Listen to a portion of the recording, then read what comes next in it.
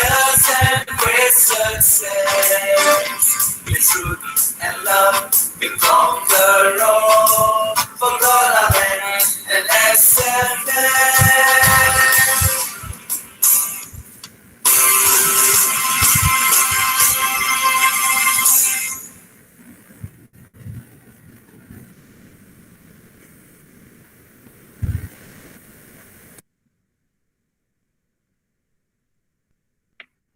A very good morning to everyone. It is an honor in itself to honor this wonderful audience of highly intellectual and learned individuals who have come all across the country and joined us through Google Meet and YouTube live stream.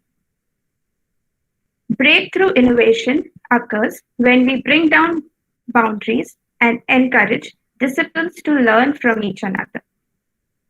Bearing this thought in mind, this is Ms. Vinisha Brody, a junior college faculty from the Department of Biology, SFS College.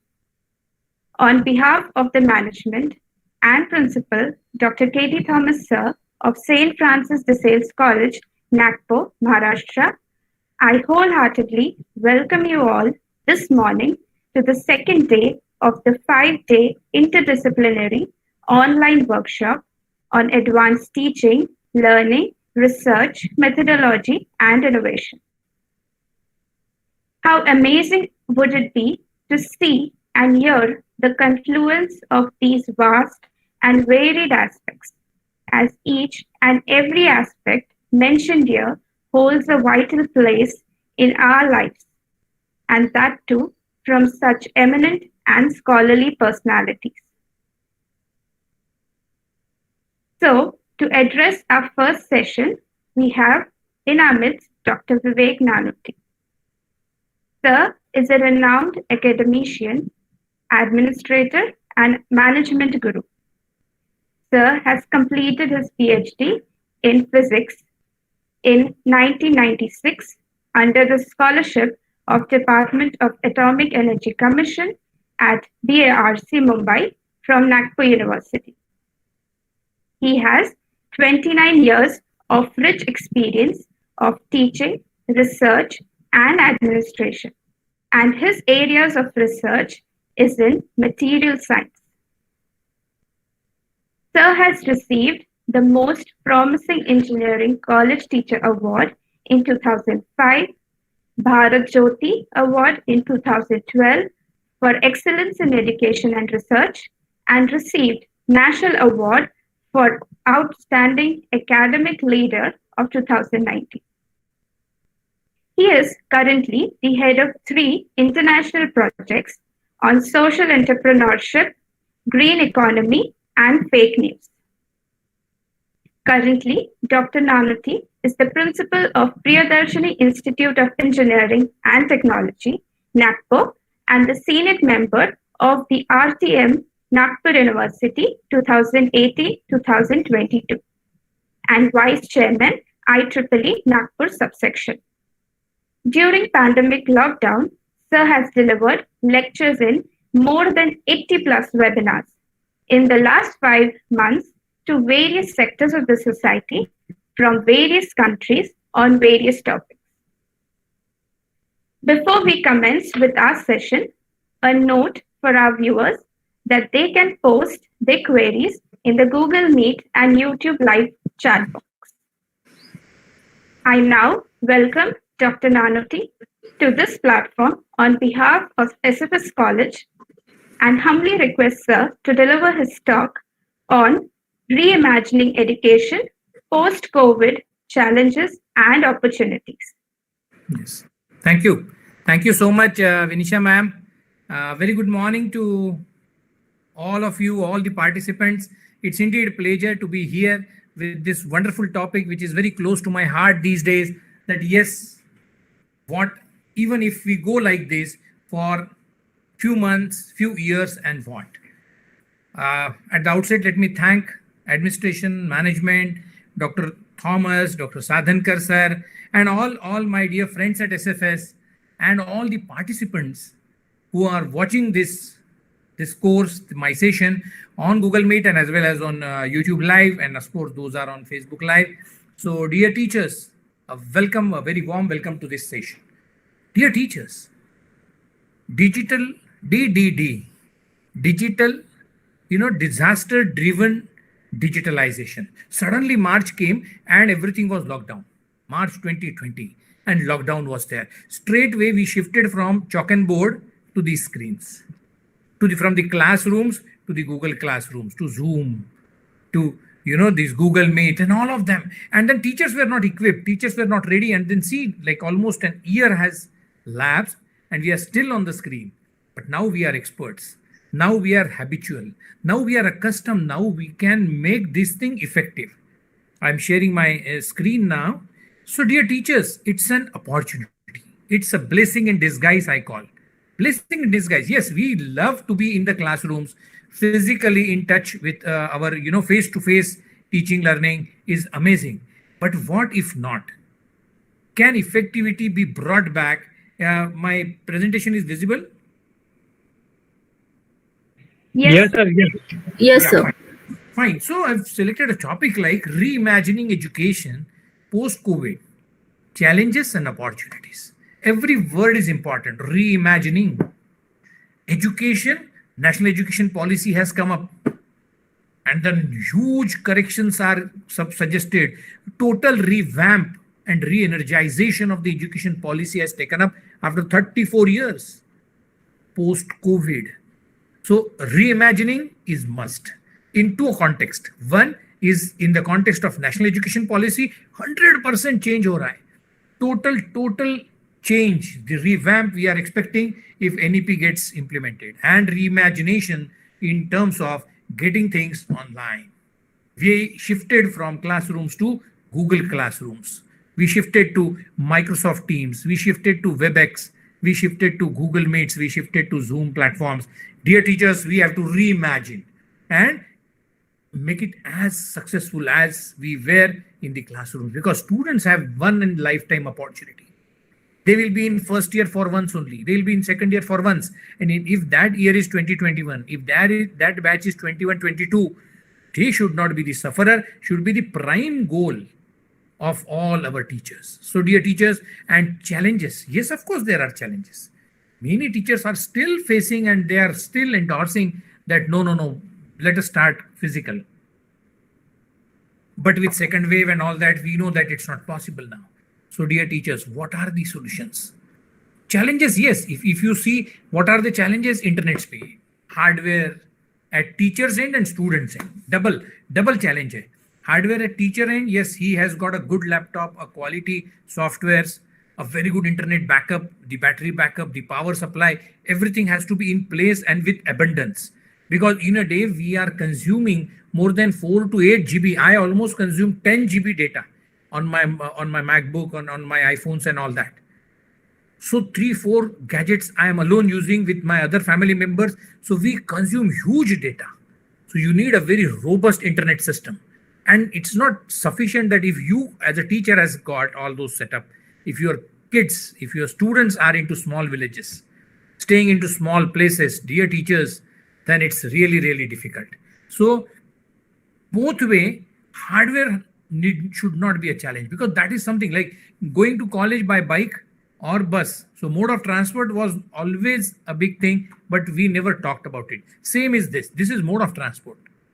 Reaching to our students effectively is this laptop and is this phone. So dear teachers, hardware, please take care. You cannot blame on hardware. My mobile is not working and I have only 2 GB data and all that. No, this is the now new way, new normal, abundant internet speed, hardware, software, good PPTs, keynotes. You should have all those things in place.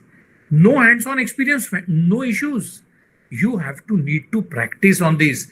Availability of online self-made teaching material is the biggest thing. You know, the moment it was all shifted to this, immediately everybody was worried about, I don't have all the PPTs. My PPTs are not that effective because I used to do PPT with blackboard, PPT with green board, PPT with whiteboard and pens in the classrooms. So there was some interference required. There was something which was more required. So how about that now? I cannot draw. I do not have pad pen on that. And I have this and that. So hardware, software, internet are the biggest physical challenges which we really faced. Many students, even in my institutions, still say that they have only 1.5 GB data into their phone. Then after 2-3 lectures, they use their mom's phone. Then they use their dad's phone. And somehow they complete 10 to 5 college online. It's difficult. It is, of course, difficult for a strata of a society wherein they are not able to afford even a quality mobile. So challenge, but can't help. You cannot stop. World will not stop. Education cannot stop. We cannot, spoil their one full year. And then the biggest thing is mindset. Still, people talk about face-to-face ka maza hi alag hai. Personal touch is missing. Complete body language of a student and teachers, both are not seen. Facial expressions with respect to fear, respect. Most of the videos, most of the cameras are off on student end because they want to ensure the speed, whatever the reason. But we can't see the faces of students. Reluctance about learning new things. Teachers have a big challenge. Many teachers are not ready. I congratulate all of you that you opted for this course. You opted for this interdisciplinary program, and I could gauge that there were 3,000 registrations, and many of them are attending on YouTube Live. Amazing. Updation is the mantra. Upgradation is the mantra. Whatever new thing comes, I must learn it first, because unless teacher is a good learner, he just cannot be good teacher. And for years together, we were happy with our own content and we were experts. Now suddenly the mode has changed, and hence this topic I have thing. Question marks on student faces are not seen. Age near superannuation. I have only 3 years left in my for my retirement. Why to upgrade all that? Let somebody take the class. All such mindset issues are again a big hurdles for going on, or the big challenge. I still hear from a teacher of 45 years old. He say, "हमारे ज़माने में तो नहीं था." I mean, I am 52. I'm into this education for 30 years. And after 30 years, I feel I am latest. I feel I have to upgrade. I feel I have to learn so many things. And there's a huge opportunity since we have shifted online. And then there are very young teachers with just 15-20 years of experience, and they feel, "हमारे ज़माने में." In our days, our old days, golden old days, sorry, come out of that mindset. Then many people have another issue about language command. Most of the time of this is English. But when they used to teach face to face inside the classroom, once you are inside the classroom and the door is locked, you can shifting to local regional language again and again. Excuse that students don't understand English. So the teachers who do not have good command on English, now they are scared because they know their HODs can see the class. Their students' parents are also watching their classes. Anybody and everybody who has your link can see, can watch, can be shared. So dear teachers, many teachers are still into this thing that, come on, I do not have command on English. My PowerPoint presentations are not that attractive. My PPT style is not. I do not have enough number of videos to play so that to make our teaching learning an interesting one, a useful one, an effective one. Fear of getting recorded, but students will record. HOD wants that every lecture should get recorded. So what? But teachers have fear of getting recorded. Sorry, please don't record my lecture. In flow, I talk some many other things, allied things. So what? It forms a permanent image of a teacher. Why not on YouTube? People say, no, let us not put on YouTube. Let it be on Google Classroom. What is different between YouTube? YouTube is a worldwide thing. This lecture is on YouTube Live. So what? Other teachers may find mistakes. Yes. So many weakness teacher used to have were hidden till last so many years. And now suddenly it has come up. And your every lecture is global now. Open to world. No updation is the biggest issue for many teachers. They have not updated. They themselves have not attended even a single NPTEL course. Even a single Coursera or edX, they have never logged in. They have not done any course on Swayam. If teachers are not good learners, then how? Teacher is real and effective only if he and she is a lifelong learner. Understanding student psychology. understanding our teachers with respect to students' learning style, and convert and adjust our teaching styles with the students' requirement. Use of social media, yes, you can always use. Don't discourage students for going for social media. Yes, this is an era of social media, not making learning student friendly. Many teachers effectivity has gone down because of online. They say I was so good teacher in classrooms, into face-to-face teaching, and now I am not effective. Students are getting bored. Students don't have they switch off the mics and all that, because you are not adopting the change. Dear teachers, yeah, one more thing, dear teachers, I'll just request you, while I am presenting, just a sec. While I am presenting, please start using chat if you want to say anything. I'll write hello here. Hello, friends. Please write, try to make it as interactive as possible. We have hardly 30 minutes more to go. Please make it interactive. You can write your suggestions, your opinions, your concept about this topic, that how we are getting shifted. So all my dear teachers, you are requested. Yes, Nidhi ma'am, thanks for saying hello. Please be active on chat so that we can interact. It's about interacting. It's about interacting. I want to learn from you. I could see so many doctorates and so many senior people here. So I also want to learn from you. Let us chat, let us discuss, and let us take this thing, our teaching learning process, to an higher, upgraded, more effective classrooms. And that is the very purpose of this my lecture. So dear teachers, thank Saktipriya, Siya, Siva, Ramandeep, Chandra Kumar, hello to all of you. Thank you so much. Keep writing something. You can write on like which platform you use. Can you write down? Can you write down which platform you find best? I can give you list of 10. Google Meet, Zoom, WebEx, Microsoft Team, and GoToMeet, GoToSeminar. I mean, so many Classrooms and Meet, WebEx, Google Meet. Yes, yeah, please. I mean, whatever you feel, we can have this chat box can be useful for us. That for this, hello sir, I use Google Meet and Classroom. Google Classroom is amazing. I mean, everyone is using that, and it is like that, sir. Who want to learn new, upgrade themselves, people discuss. Yes. Deepali ma'am, I endorse. Thank you so much for putting your suggestions, putting your opinions. Thank you. Let me get back to my PPT. And yes, so adopt the change.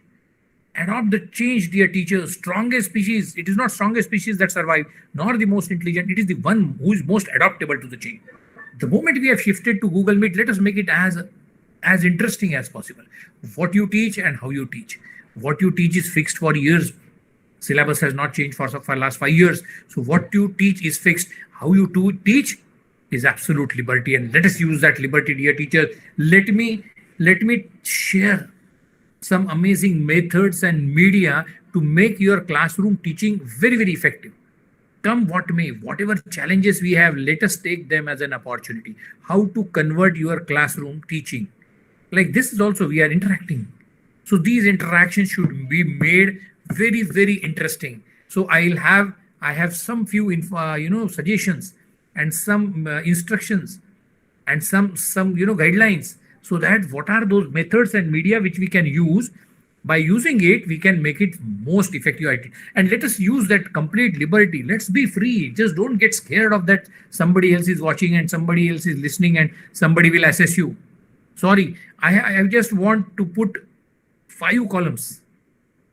I want 5 columns to be added to your teaching plan. We all have teaching plans, right? We have serial number, class, topic code, lesson plans, teaching plan, topic codes, unitized topic codes, completion, and the date. So you have a teaching plan or lesson plan. Everyone has got. So I want you, take my suggestion. I call it as an assignment, dear teachers. But if you can do this, I have asked many teachers to do that, and their teaching had got improved. It got amazingly improved and effective. So what I want to add is, you add 5 columns to it. You may be having serial number, topic code, content, date, time, class, number of the class, whatever. After that, I want to add into your Excel sheet 5 more columns: methodology, media, books recommended, ensuring student participation, and assessment of learning.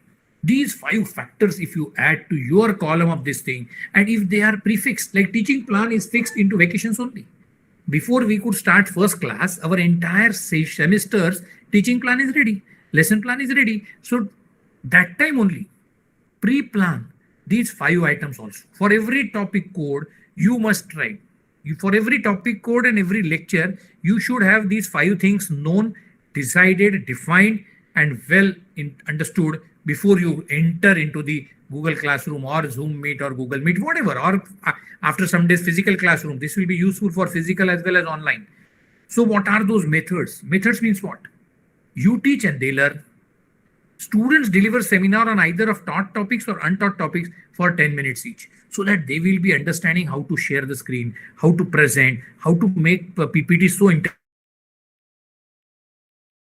It's so nice. Oh, these are all copied. Students talk like that. We were also students. They make fun of teachers if your PowerPoints are not good, if the color scheme is not good, if the font size is too small. There are 100 issues with your PowerPoints, with your font size, with your handwriting. So ask students to deliver. Let them have an experience. So method is you teach and they learn is first method. Student deliver seminar. Give them either taught topics or untaught topics. Like next day's topic, 10 minutes each. So 3 students will teach 30 minutes and 30 minutes you take. Give group assignments in the classrooms. Give group assignments and use that as this has to be into theory class. I am confining myself to theory class, which is of 1 hour. So group assignment in class. GD in group of 5 to 10 on topics already taught or even beyond syllabus. Students PPT on their topic of interest. This should happen in the classrooms. I am allowing students to prepare PPT, make them co-host, make them present the things what we have taught or what we are going to teach. Building teams to learn, create study groups and give some online assignments to them. Ask them that find out from these 10 websites, give them 10 websites and find out what are the best careers in the world-renowned universities. And those universities, as syllabi with respect to visa-based available syllabi into the country for PG programs with IITs,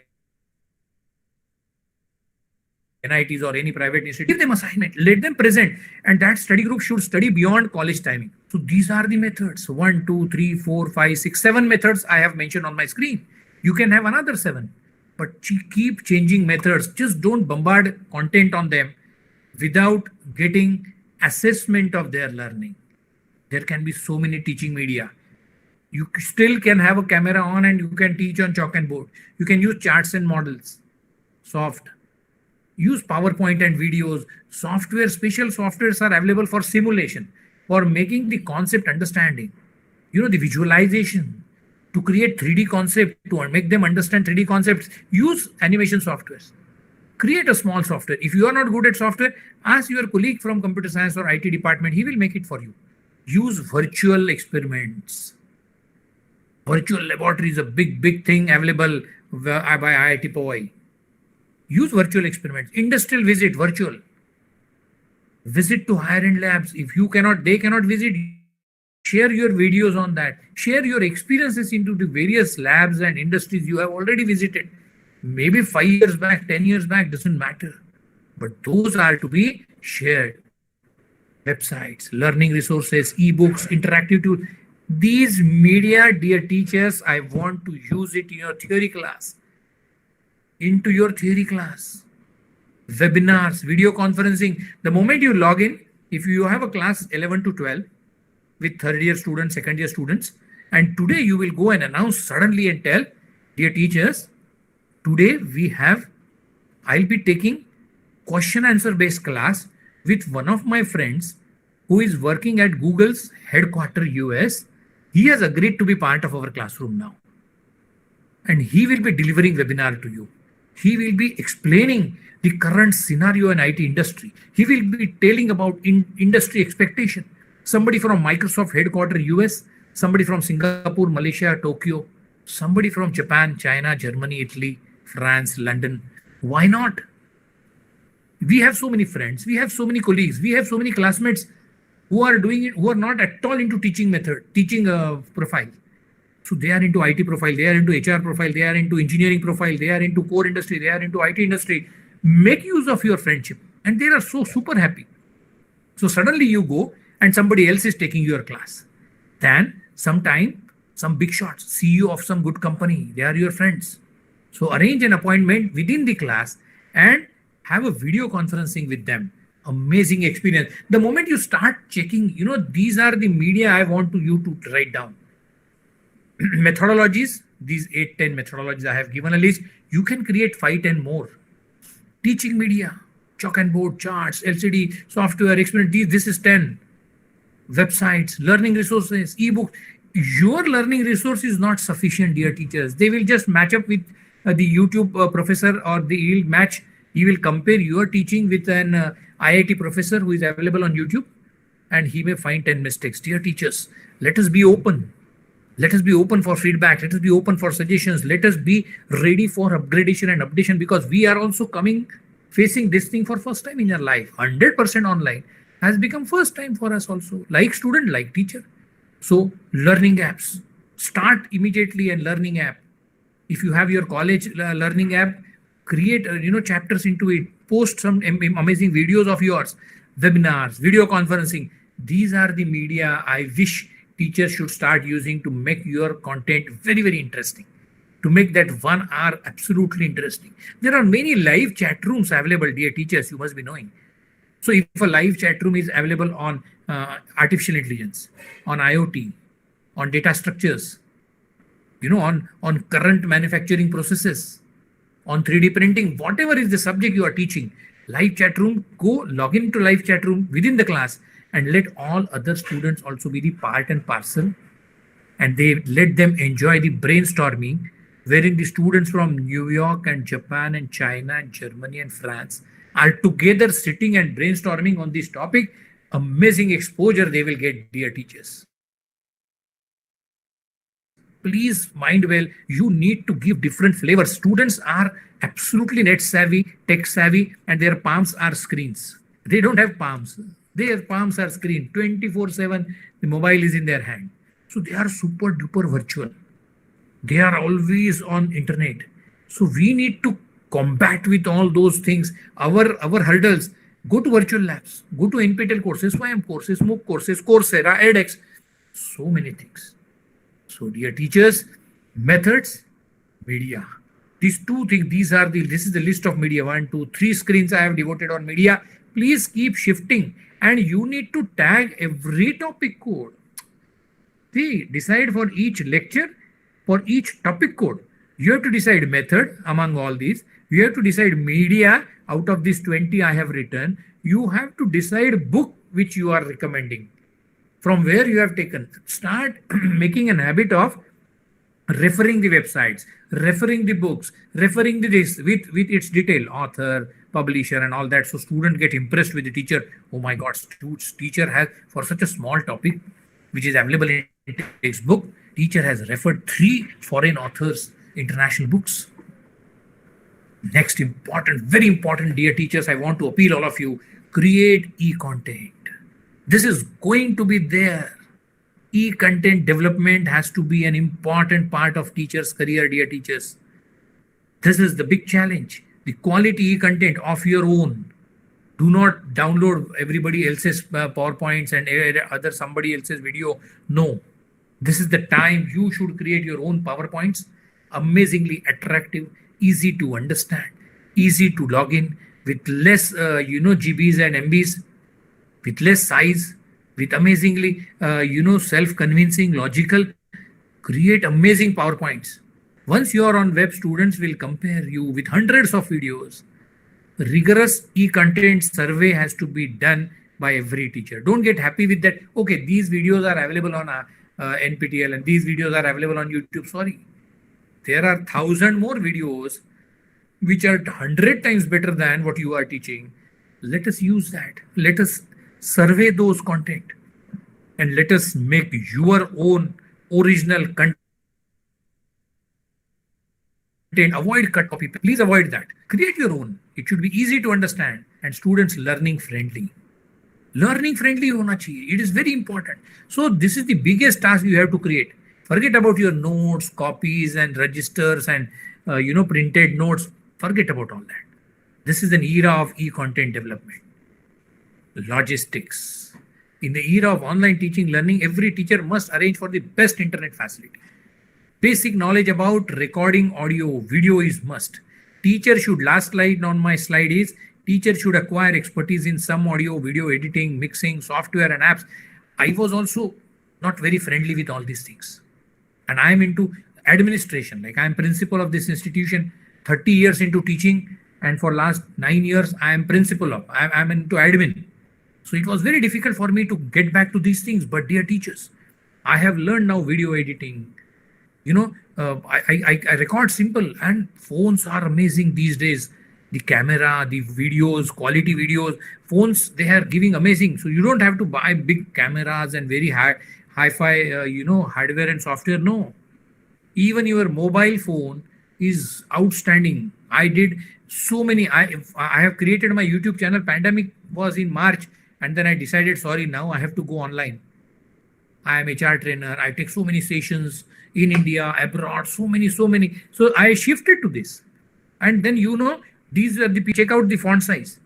You have to be, see, you can see 4 colors on my screen. Because, students are watching on small phones. If your font size is not good, if they are not in different colors, you cannot catch attraction. Many times it looks like, why so many colors? But I know. When I see somebody else's PPT into small fonts, so much of data bulkily, engrossed into a single slide, you can't read. Everybody is not on laptop. Most of them are on phone, and then they cannot have a good visibility. So keep changing colors, be attentive about font size. All those things are to be now spatially. Had it been an auditorium or in a seminar hall, our PowerPoints are on 10 by 12 screen on the dais. Single color, black and white would do. Because your screen is 12 by 18, 10 by 12, so not an issue. 10 feet by 12 feet, frequently. Like last 4 years, I must have visited, I did my 3 trips to Israel. And collaborations, networking, I'm open for this. I'm open for everyone like who is attending. Let's be friends for sharing our knowledge, for understanding and making this entire education sector uplifted.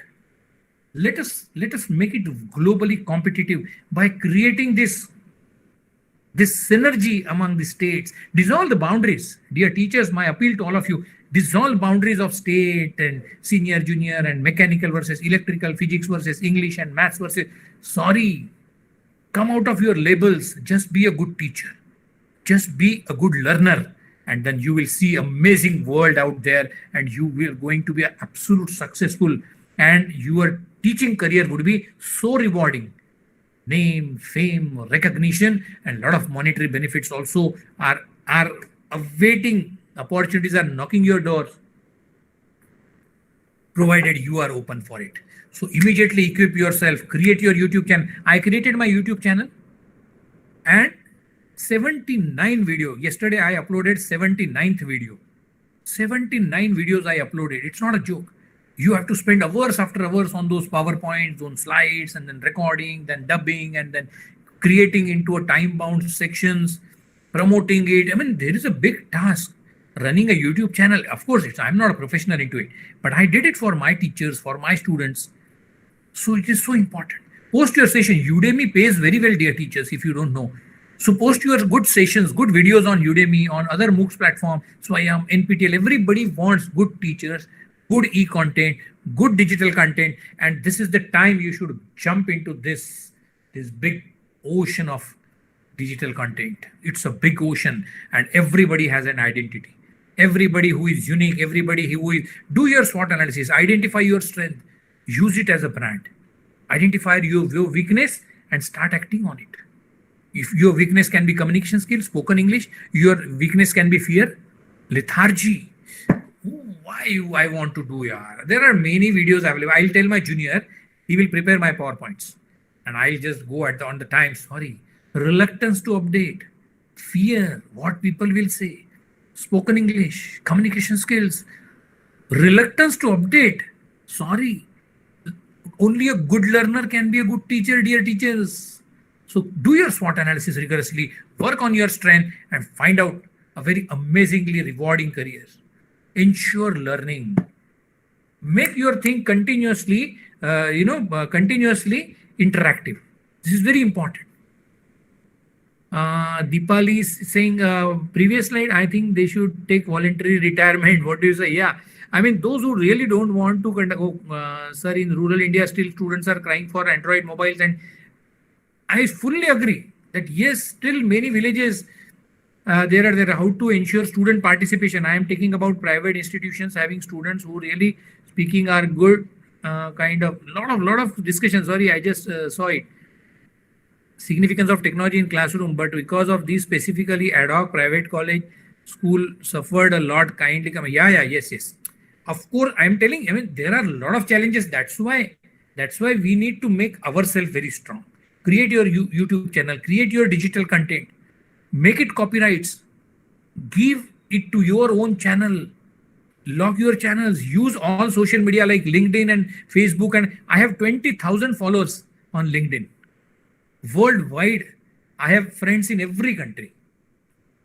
LinkedIn is amazing. Facebook is giving a lot of opportunities. Create your Facebook page, content, digital content, promoting it, reaching out to the right people. You have to struggle. Dear teachers, work profile has been changed.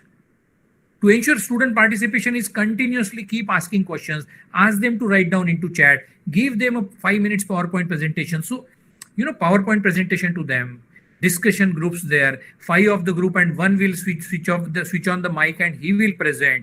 Then asking them questions into chat. Then 5 minutes open interaction with video on. Every 5-10 minutes, ask everybody to take a group photograph for video to be on. There are ways and means to make these sessions also very interactive. I tell you, I'm taking so many student session also.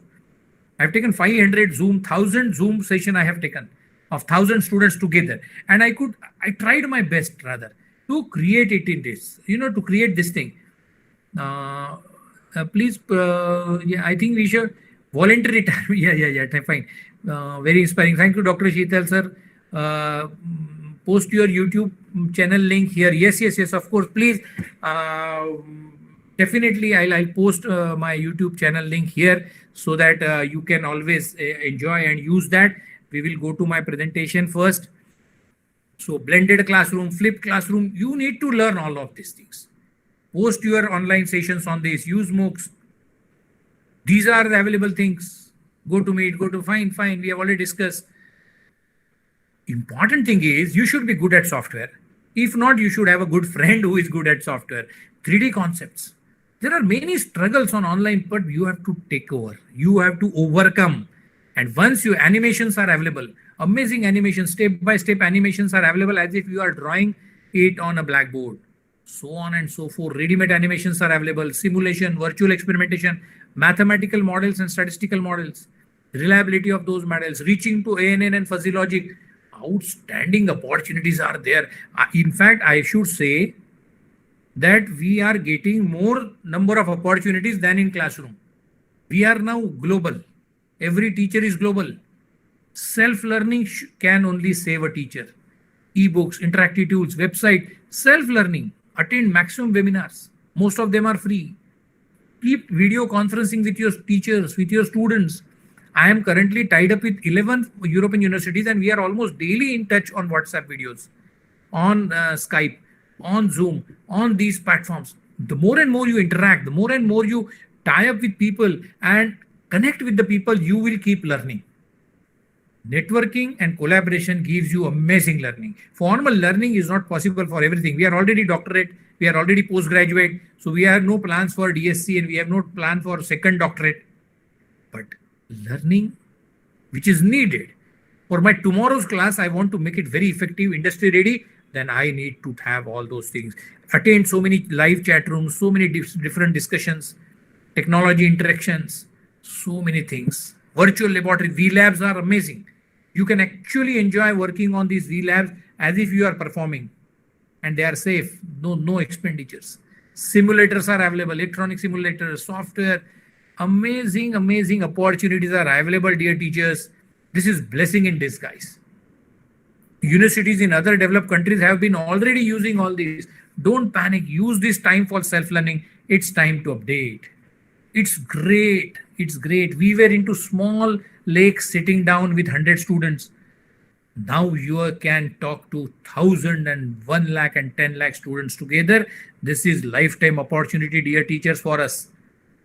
Whatever branch you belong to, whatever course you belong to, whatever subject you are expert into, there is audience on the internet. And I like, it's my own example. I have created 78 videos, out of which almost 11, 12 videos must have crossed some 1,000 views and more than that. Total viewership is of few lakhs and so on and so forth. So dear teachers, use time for self-learning. It's time to update. It's time to update. I'm not boasting myself, but just an example what online, shifting to online can give to me.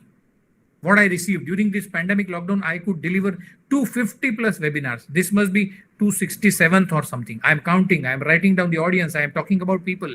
In last 11 months, attended by 38,000 participants from 26 different countries and 30 cities in India, and on 55 different topics. I would have never could have done. My profile got enriched 10 times in this last 11 months. I could get collaborations. I could get hundreds and thousands of good friends from other foreign countries. Amazing departments. I'm working with economics department. I'm a physicist. I'm working with economics department of Warsaw, and I'm working with management department, Business Management School of University of Edinburgh, Scotland.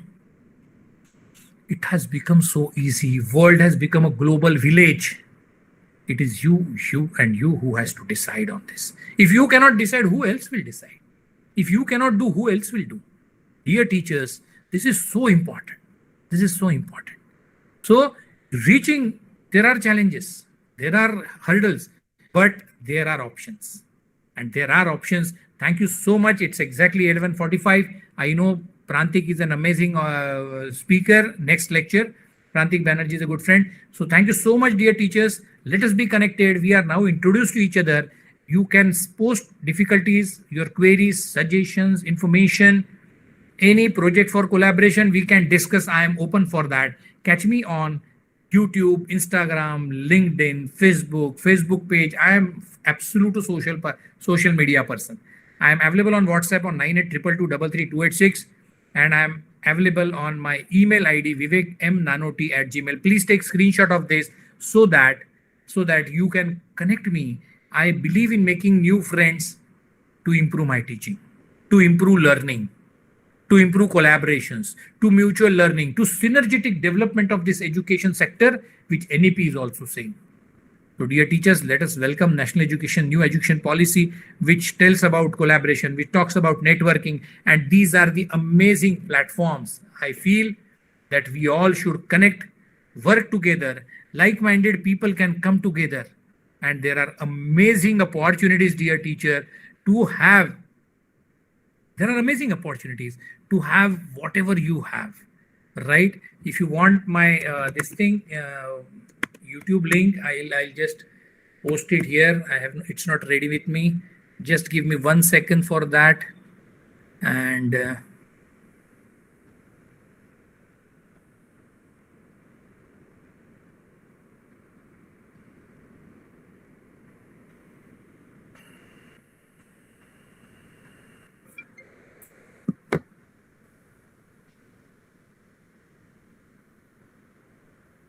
dear teachers, any questions? If we have any questions, we can take up 1 or 2 questions. Excellent session. Thank you so much. Beyond thank you. I am extremely thank you for giving me opportunity and appreciating it. Let me find out some questions. If you have questions, let us take for a minute or so.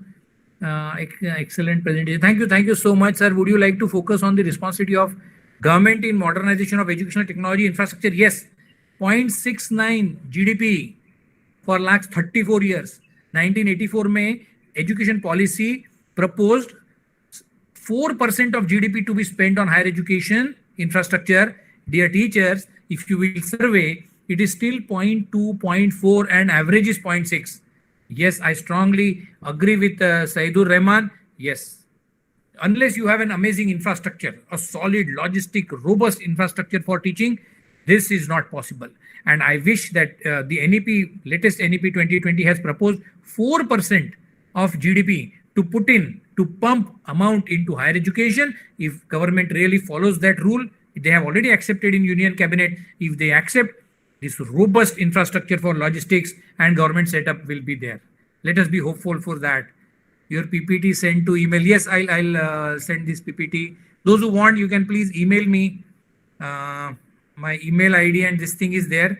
This is my email ID, vivekmnanoti@gmail.com. And my phone number is 9822233286.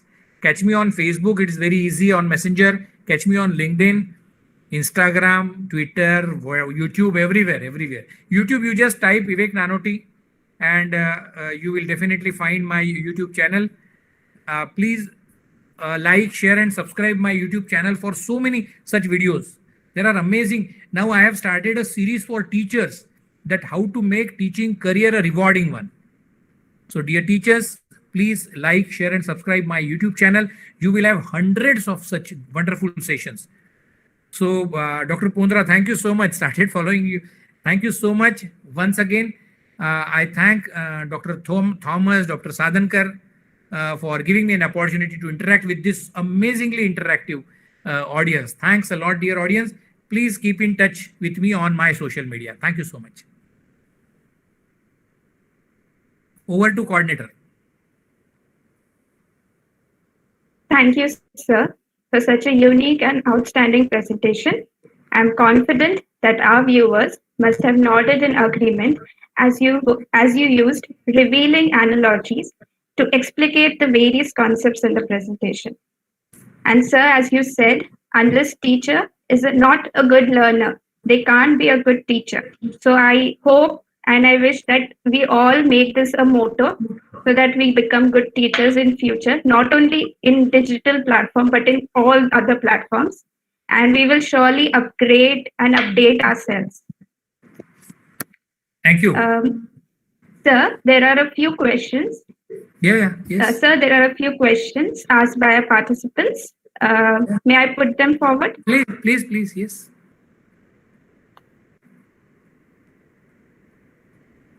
The first question is online classes destroying traditional classes and teacher-student relationship? No, a bit. I should sort. My answer is no. Because, we have to update. We have to take whatever comes to you. We were in classrooms. Fine, we had a very personal relation and we used to pat on their back and slap on their head if they are not listening. But friends, even everything and anything is possible on virtual world. Please adopt those policies. That is what I'm saying. People are, see, if 100, almost I got 100 comments on this. What else you want? I mean, I have talked to you only for 45 minutes and almost all Sar Garbhabharit and Jnanavardhak Vyakhyan. Bhavani Singh ji, thank you so much for an amazing Marathi comment. So, interactive banana padta hai. You have to make it interactive. Ask them to be active in chat. Ask them to switch on the mics. Ask them to teach on the videos. And of course, this will end. This is not forever. This will end. But till then, you cannot blame. No. You have to be absolutely active and absolutely positive about creating the equal amount of relationship. I tell you, in last 10 years, जितने दोस्त नहीं बने, उससे ज़्यादा I have friends. 6,000 contacts are in my phone. They all know me personally as a Vivek from almost every country, right from Nigeria to New York to Japan to हर जगह lectures भी लेके आया. So not an issue. How you think teachers are inevitable in this mode? I mean, that is what we are discussing, Any other question? Yeah, ma'am. Yes, sir. Many times a teacher needs to have one-to-one interaction with especially those students who are academically weak. So how can online teaching learning help those students? I am counseling so many students, those who are into depression, those who are into frustration, those who are not able to cope up. Give them a separate time on a WhatsApp video call. Absolutely. Give them a separate appointment. I'm giving time to in the evening time. Give them an audio call even. Not an issue. If it is running out of his data, then audio call and video call and make a personal call. talk to his parents, and make him comfortable and solve his difficulties beyond classroom, like we used to do in staff rooms earlier, like we used to call them at home. It's not safe to call them at home, so call them on phone. Yeah. Absolutely, it is possible. I'm counseling, arey, kitna, 10 student, 12 student, I'm counseling so many. And it is absolutely effective. Get him on WhatsApp video call. He feels the, the gesture, the smiles, the motivation through your facial expressions. It is amazing and it works. I am positive about that. Yeah, of course, I'm also terribly looking forward for an open face-to-face thing. But fine, let time decide. Why to worry about that? Let us enjoy. Let us be absolutely effective in this. Question is that will sudden change in teaching pattern could be not adopted? Somebody talked about health, right? Do you think students take virtual mode seriously? Yeah, they should take. It is about you, how important you did. Somebody has talked about health. Health due to virtual. Yes, I take a session on this. How to take care of your health. Because sitting on these specs, see, everything has come up. These my specs I am using. I don't need it. But these are Blu-ray cut. And these are anti-UV, anti-radiation, anti-scratch. 8 properties I have taken this because I am on laptop for almost 10 hours. So use proper specs if you are affording. Wash your eyes 10 times. Keep your face fresh. Keep stretching going on. Take deep breaths.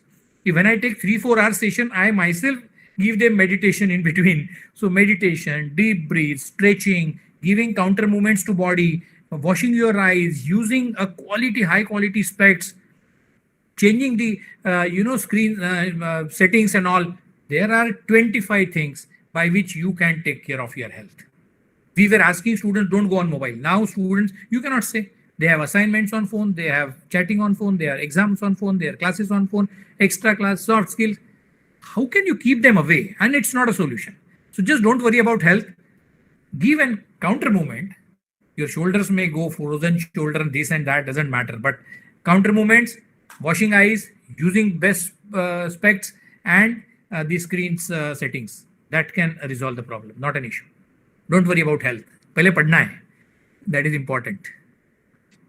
Sudden change in teaching pattern could be adopted by a teacher. Even please tell the easy method to start. Sorry, couldn't not be adopted. Change in teaching pattern could not be adopted by every teacher. Please tell some easy method as a start for some teachers. I could not understand. Dipti ma'am, can you switch on your mic also? Doesn't matter. Sir, would suggest some measure to reduce rural-urban educational dichotomy during this pandemic. Yes, I tell my students that, beta, you used to stay in village. Now you are into global village. You were into a small Indian village.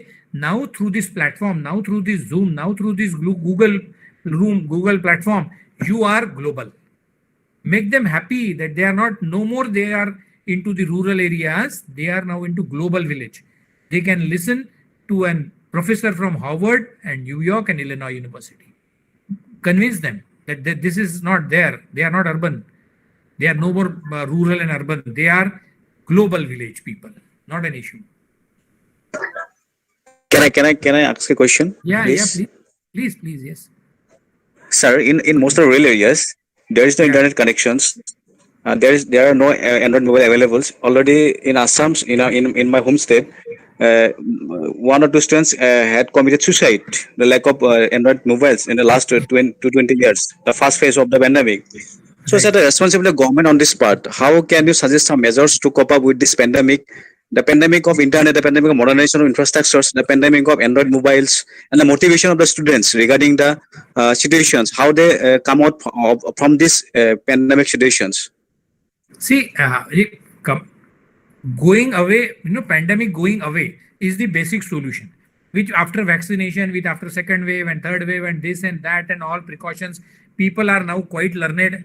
Even in rural areas also, they are wearing masks. So all that thing is happening. It will take its time. Maybe after 3, 4, 5 months, we will be back to our normal routine thing. First thing. Second, NEP has proposed. That's what Union Cabinet has approved. The moment the central government will pass this thing into irrespective of Corona and COVID time, National Education Policy promotes to have 4% of GDP. You cannot imagine the amount. It is crores and crores, $1 billion comes out to be GDP ka 4%. So if that reaches to government setup, then phones and the internet infrastructure, this is prime thing. Even if we start physical and face-to-face classroom, students need an international exposure. So Yes, sir. irrespective of whether we are into pandemic or not, digital infrastructure, internet infrastructure, and mobile phones and other available things, they have to be there. They have Okay, to be thank you, sir. Yeah.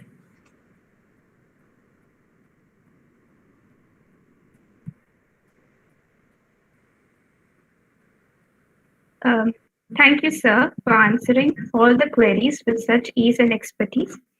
Your in-depth knowledge is praiseworthy.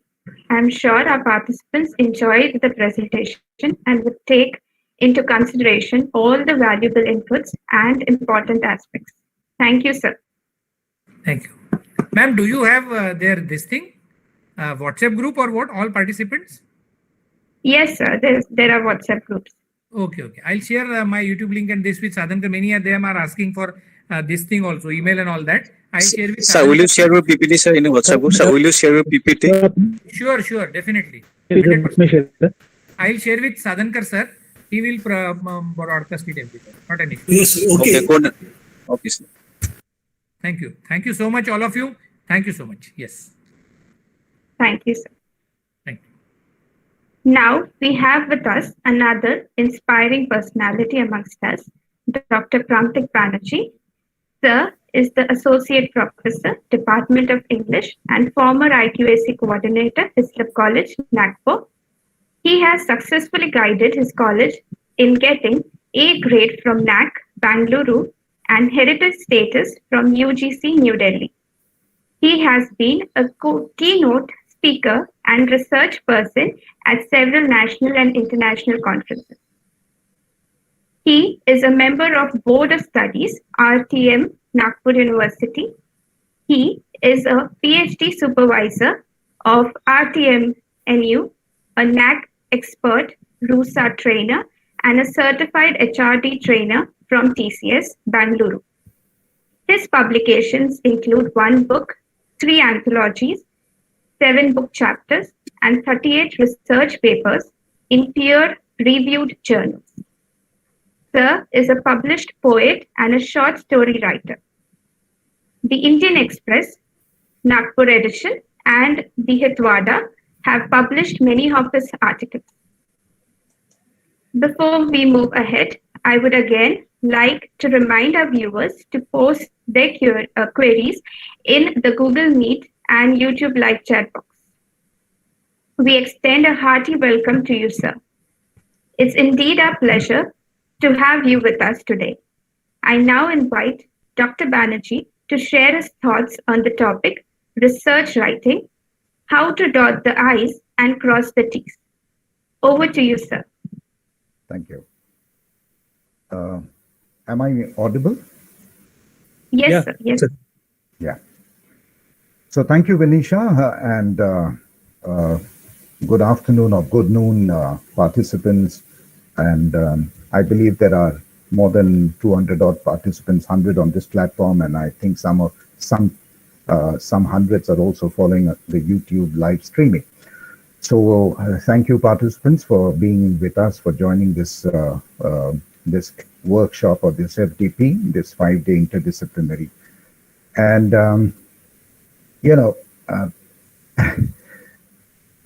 a speaker's introduction is like a hypothesis.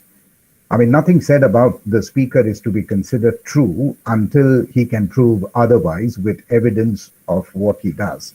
I mean, that is what I always feel. So a speaker's introduction truly in that sense, in the research sense, is also a hypothesis. And nothing is to be, like I said, nothing is to be considered true unless proved otherwise with evidence. Friends, yes, the topic of my talk is research writing, how to dot your I's and cross your T's.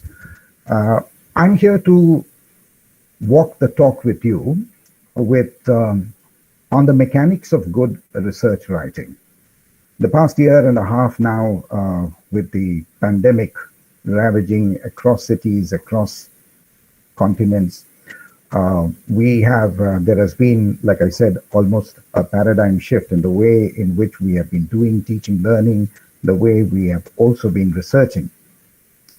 And I joined a few minutes into Dr. Nanoti's talk, and like he said, and I completely endorse what he said, that this, while the digital platform, while this shift from online or rather offline to online has thrown on us a lot of challenges, but I think the shift has also opened up new possibilities, new opportunities.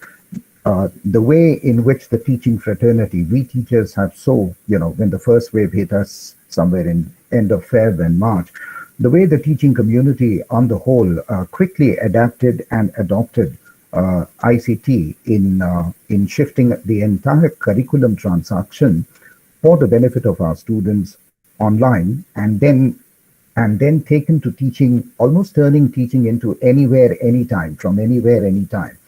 In a similar way, I think, the fact that more than 400 people, 300, 400 participants are joined today on this platform, it goes without saying that in terms of research, in the area of research, the pandemic has brought about a paradigm shift. I'm here to take you through the mechanics of good research writing. I mean, all of us here who have joined, no matter how many years of teaching we have put in, I've always believed that a good teacher is also a good researcher.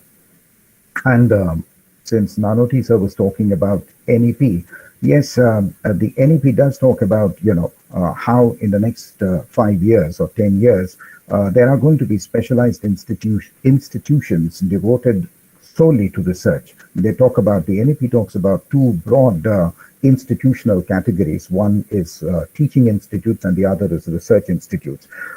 However, I mean, I always believe that research should go alongside teaching, that research, whatever be your stream, whatever be your subject or discipline, a good teacher must also be a good researcher, because our classroom performance, what we bring to our students in the classroom very often depends on how updated, what new avenues of knowledge, what avenues of knowledge domain we are exploring, we are discovering.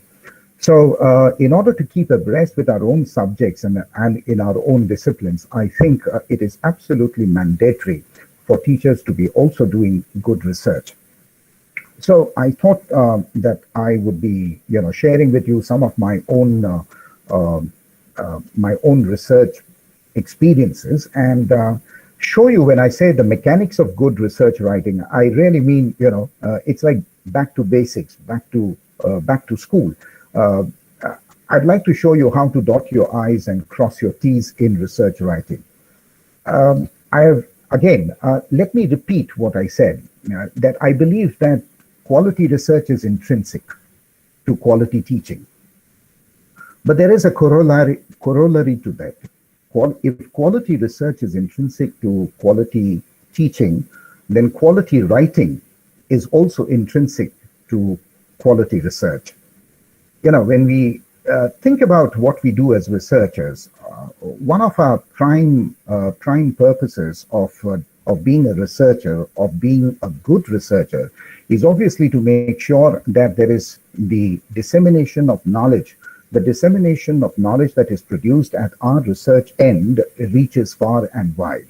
And I think quality research, therefore, one of the sine qua non of quality research production is that we need large readership. We need citations. If we believe that our research is good, it is groundbreaking, it is innovative, it is path-making, then I do believe that such kind of knowledge production requires large readership.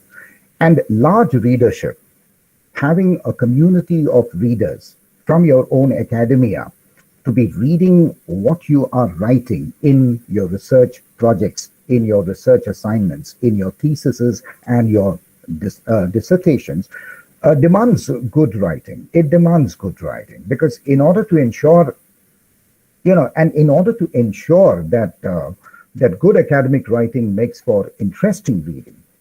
It is important for all researchers to master the elements of language, the elements of structure, the elements of style. Unfortunately, majority of research in India undertaken is matched by poor writing. And I'm not going to pull back any punches here.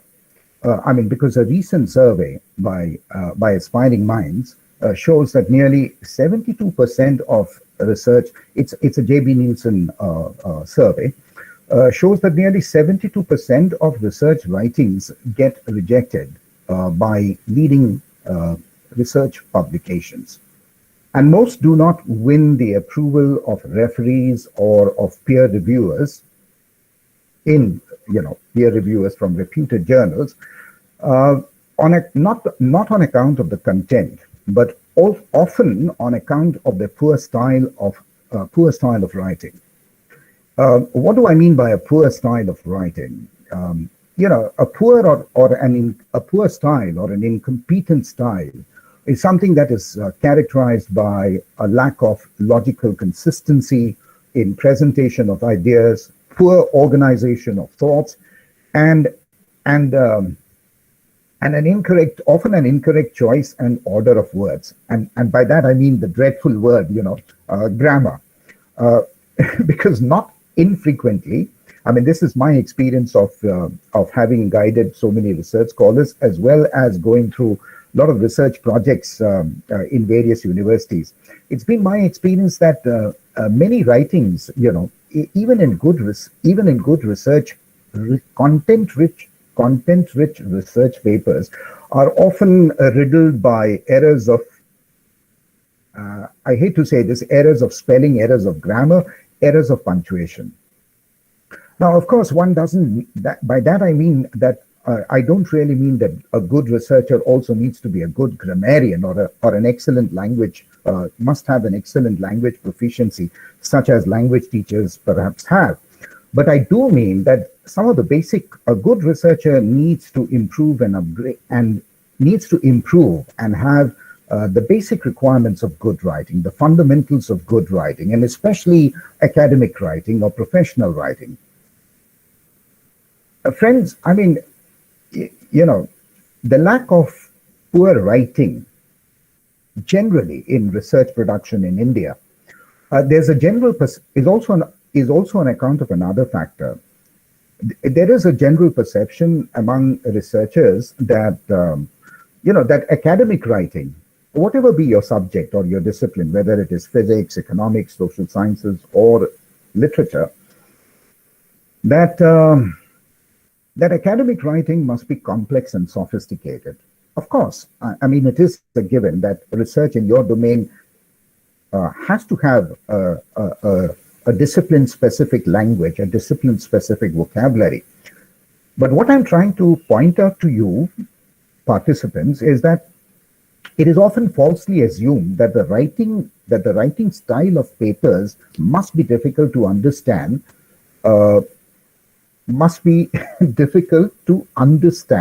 in order to qualify as a research paper, leading to what I call academia obscura. Pause for a minute. Think of the writings of eminent scientists such as Richard Feynman, for instance, or Stephen Hawking. I'm sure many of us would have read their books on science. Do we find their own writings, even on subject-specific writings, their books on science, for example, books written by Richard Feynman or Stephen Hawking, difficult to understand? Like I said, even though they are considered, they have been the top scientists of our age. I think it was Albert Einstein who said that most men read words they cannot understand, and most men consider a writer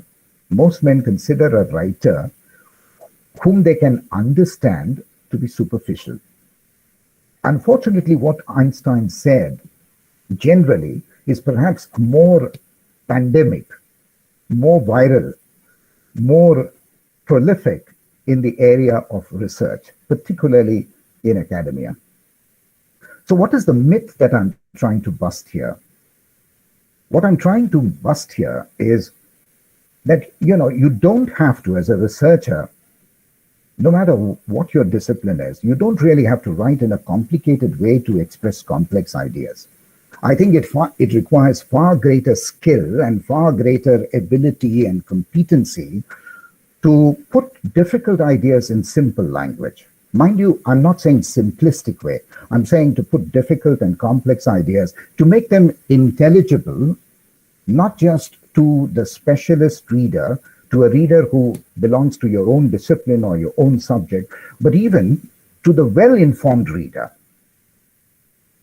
For example, if a research paper on economics is good enough, is well written, then even though I'm a language teacher and a literature teacher, I should be able to make sense of it. I should not just make sense, I should be able to enjoy it.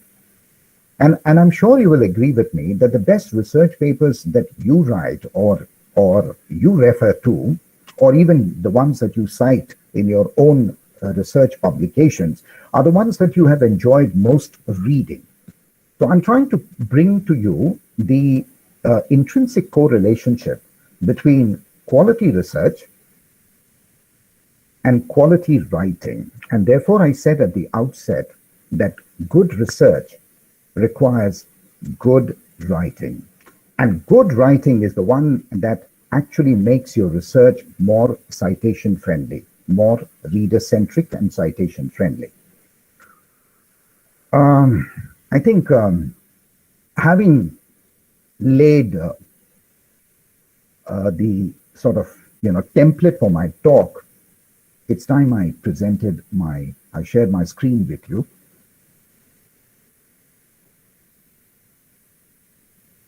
I hope the organizers, the host, will allow me to share the screen. Yes, sir, sure.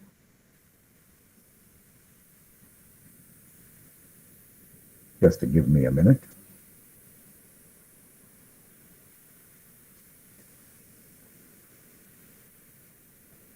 This is what Malcolm Gladwell called the tipping point.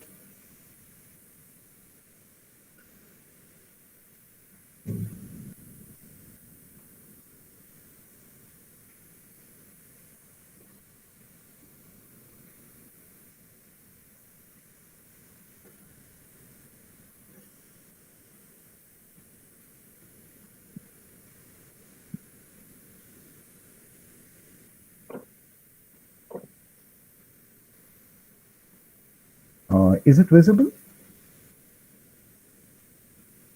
Not yet, sir.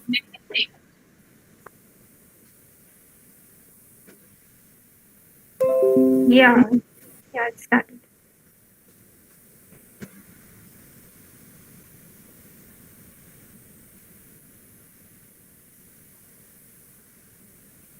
So is it good now? Yes, sir. Great. Okay.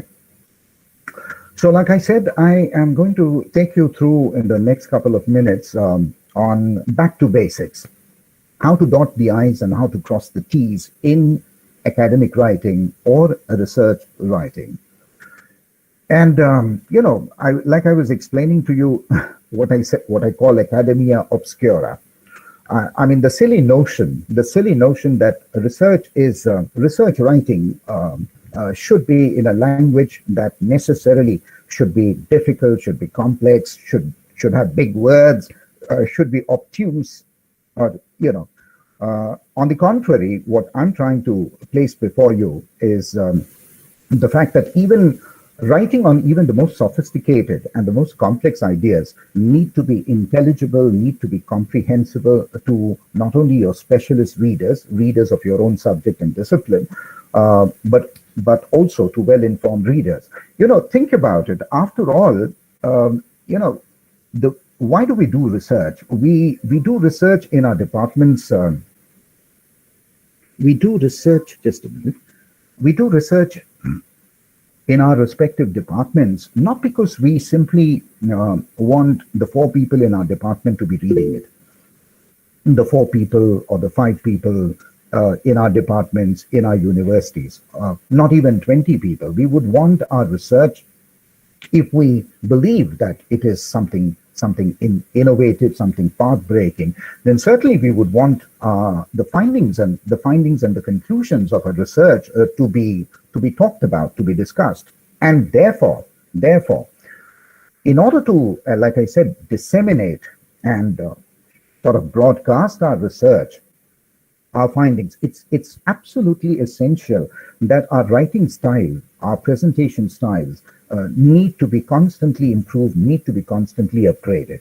Now, 2 common reasons I find why a large percentage of research writings don't really make the cut is what is there on your slide: ambiguity and redundancy. Ambiguity, when I say ambiguity arises because of researchers writing in a style that is not clear, that is not concise, that is not cogent, that is not precise. I mean, when I say style, again, I am referring to elements of grammar, elements of syntax, and elements of composition. On the other hand, the other reason for the rejection or the poor quality of research writing is redundancy. And redundancy, friends, is the result of using, superfluous words, excess words. As Indians, I believe that we also are prone to being verbose. And when it comes to our own writing, we tend to use 5 words when 1 word alone would do. So, yes, let me again remind you that I do agree that it is appropriate when we are doing research, it is appropriate to use the specialized language of our fields. A formal style of expression also is required in academic writing, but it does not mean using big words just for the sake of doing so. I mean, think of a researcher in science who has been at work on a project, for 6 to 8 months. The work involves, let's say, meticulous observation, precise measurement, and careful calibration. I mean, at the end of his study, I mean, the researcher, may probably, if the researcher has come up with findings that are new, findings that are original. I mean, this is his aha moment. This is his eureka, right? His aha moment, his eureka hour. The next step, after all the hard work in the lab, at his workplace, in the laboratories, it is time for him to give to his noteworthy findings the shape of a good research report. But here is where the next step, here is where all the good work that he has done in the past 7 or 8 months can actually come to naught, can actually come to nothing. This can happen. I'm giving you a hypothetical situation. I mean, this can happen if the science researcher fails to transcribe his findings, to put down all his findings, his conclusions, his inferences. If he cannot transcribe these in a lucid style, if he cannot present his work in a clear and concise manner. Because, friends, you'll agree with me that the best ideas in the world, the best ideas one has in one's cerebral cortex, the gray matter between your ears. So the best ideas in the world wouldn't really matter if they could not be communicated, if they could not be expressed, either in speech or in writing. So what are the implications of this hypothetical situation for us as a researcher, for us as a academic writer? First, like I said, all research writing must be reader-centric. You see, no one is under any obligation to read your paper or a researcher's paper, but the researcher himself. I mean, if readers don't find a researcher's paper interesting or at least pleasurable to read, if they have a feeling that it was not written with them in mind, they will simply stop reading. and you can't do anything about it. All those 6, 7 months of labor that you put in writing your research paper really comes to poof if you don't have readers to read. So readers, as I said, you need to make them understand everything that is in your paper, in your project, in your dissertation, or in your thesis, the very first time they read it. I mean, as a research, not just as a researcher, but as a research writer, what I'm trying to say is that you should not make the reader wait. We should not make the reader wait till the end of a sentence, till the end of a paragraph, till the end of a section, in order to be able to put all the pieces in your paper like a jigsaw puzzle. Research writing is not a jigsaw puzzle. It shouldn't put the reader to a test. On the contrary, I believe that that a good research writer is somebody who thinks of his style of writing as a sort of a chain, as a writing model should consider a chain, wherein within a section, each para, for example, forms a chain to make the meanings of the other paragraphs clear.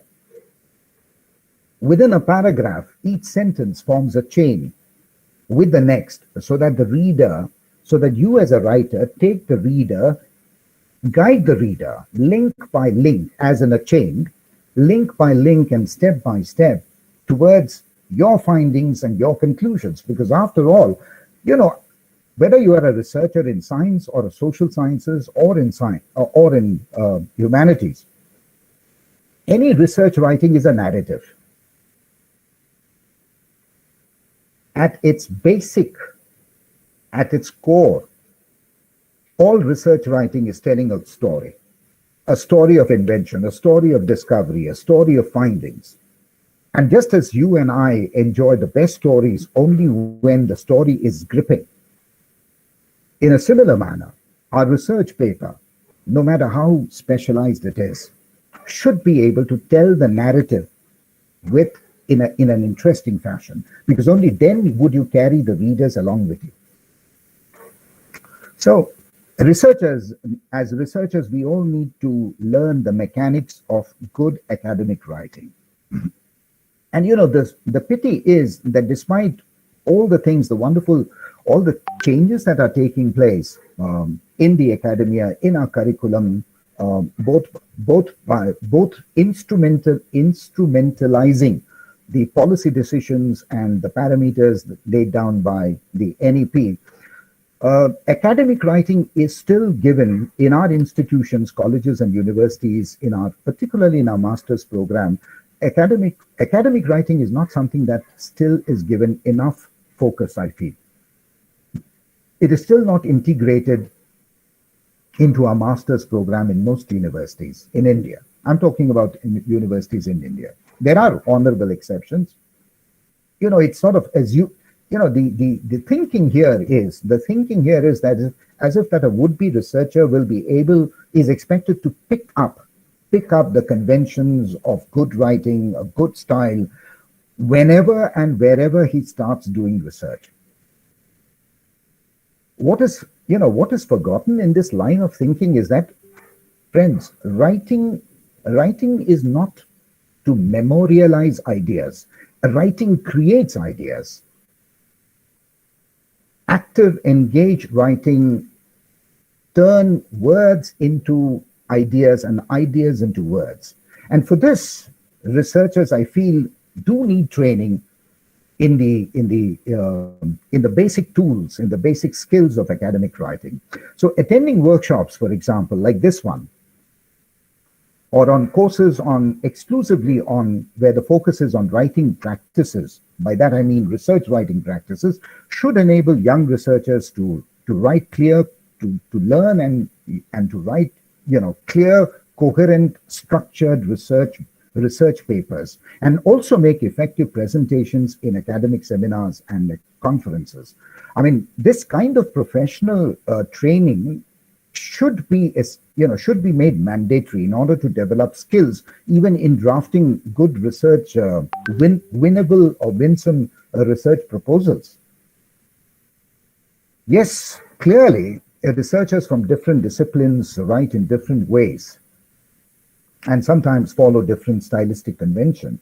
I mean, there are significant differences, for example, the way in which a research paper is written on medicine, or a research paper in mathematics, or a research paper in literature. Each of them have their formal conventions, their own stylistic conventions. However, and this is my argument, that whatever the discipline of research, the principles of good writing are the same. And what are they? Clarity, logicality, conciseness, no redundancy, no ambiguity, and the highest, all of them resulting in the highest level of readability possible, the highest level of readability possible.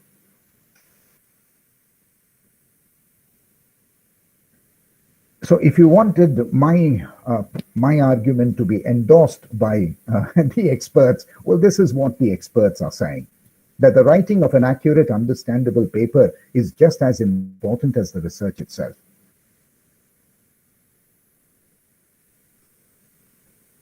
What is research?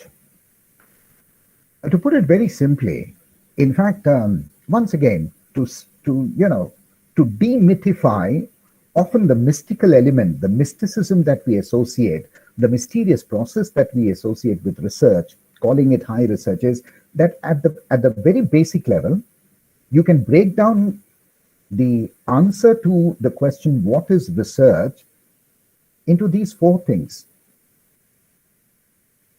Topic X is important. A lot of research has been done on it. Well, what you call, your research review, your literature review. And then comes the most important word.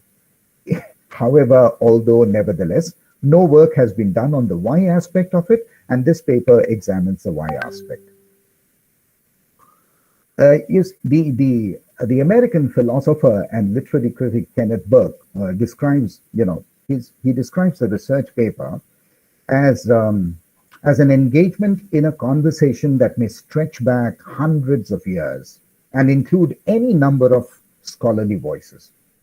I mean, when you do research in your area, on your subject, you're contributing to a conversation that started many years back. So you enter into that conversation by making yourself an informed participant in it. Friends, there can be no research without sweat and tears. By that I mean, there can't be good quality research without diligent, disciplined, systematic hard work. And let's not try and mystify the process of research writing. Let's strip research of its mystical garb. And by that also I mean that let us simplify our research writing. Because we need to think of research as the product of labor rather than of genius. Of course, there are exceptions, but I'm saying in general, research is hard work, as many of us, those who have done and those who are doing our PhDs would agree. Excuse me, sir. Yes, please. Sir, we are able to see only the first slide. We are not able to see the current slide. We are able to see only the first slide. That is the title slide showing research writing in English. Oh, really? Oh, let me stop sharing again and screen share it once more. Thank you, sir.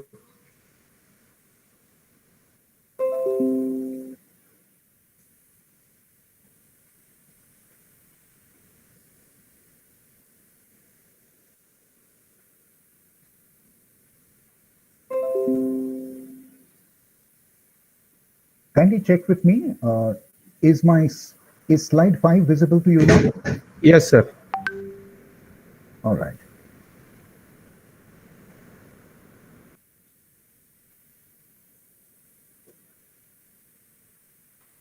Is it good now? Yes, sir. Great. Thank you, sir. Fine. in workshops, in many workshops that I've run on research writing, this is something that I put for the participants. And one is to do a test, a self-test on the read on what Rudolf Flesch, a researcher and a scientist many years back, he brought out a formula to sort of give to a researcher the reading ease score, what he calls the reading ease score of the paper, and you can self-test it.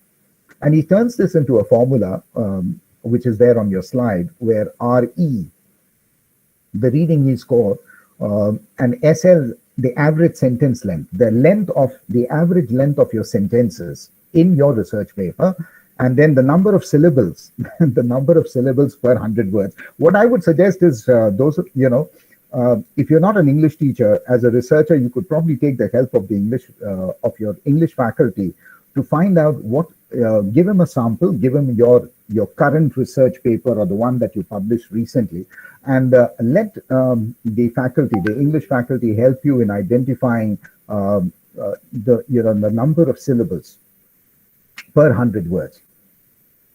And the score that comes out of this equation, of this formula, is to suggest that if the reading E score of your current paper, of the last paper, is somewhere around 30 to 50, well, it actually is it signposts. It is an indicator of good research writing. Remember, I'm talking about the quality of a research paper being measurable by its readability. When I say I'm talking about Rudolf Flesch. In fact, Rudolf Flesch's this formula has now become part of the software that has been developed to sort of to measure, to compute, to measure and give you the score in a computer program. So maybe you can check this out.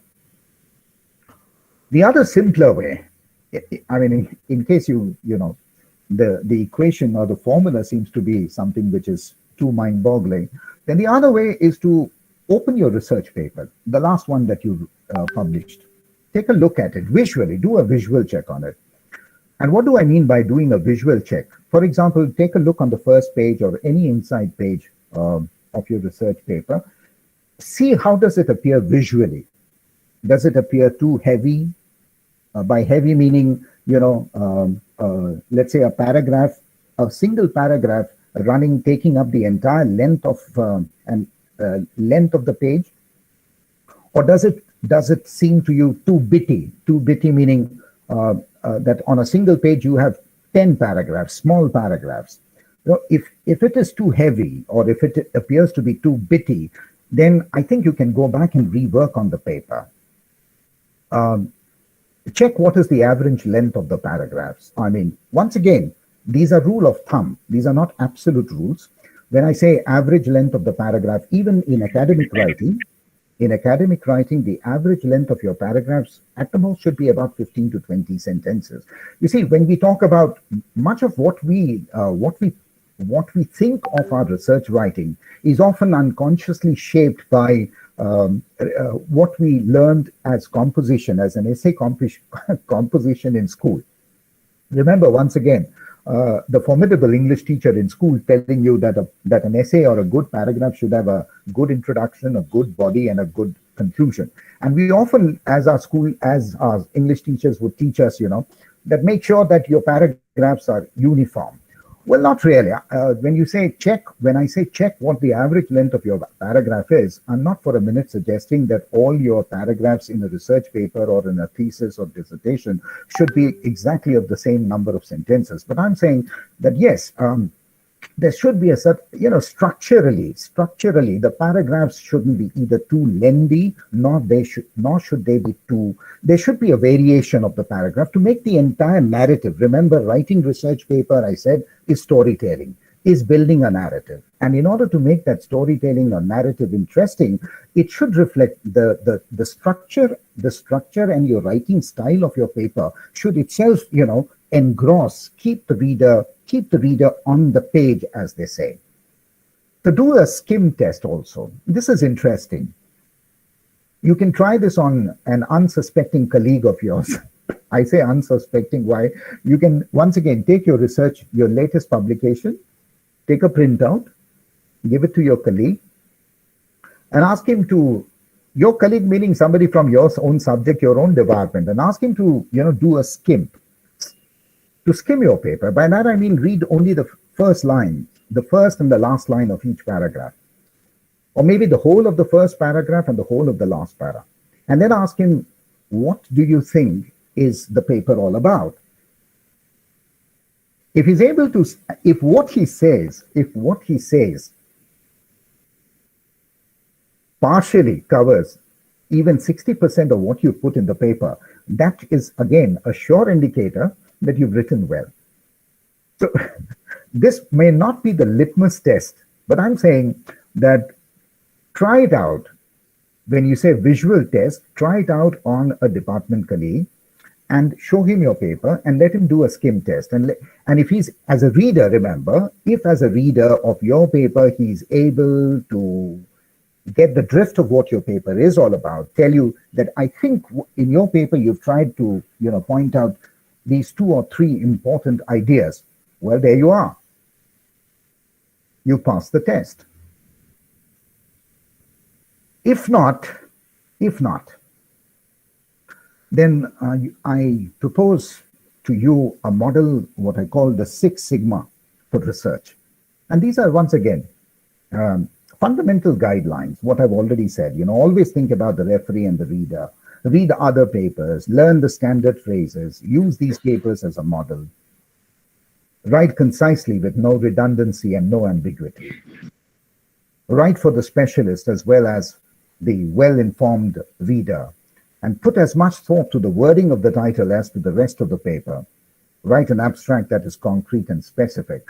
All that seems very good, but I do want, outlining the basic guidelines should be able to, should be able for you as a researcher to map your own paper in terms of these 6 elements or 6 aspects. What do I mean? Let me give you some examples.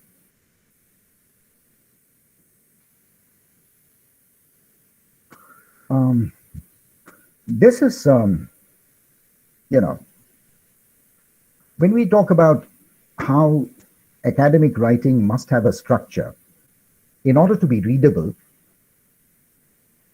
in order for your paper to be readable, what is the building blocks?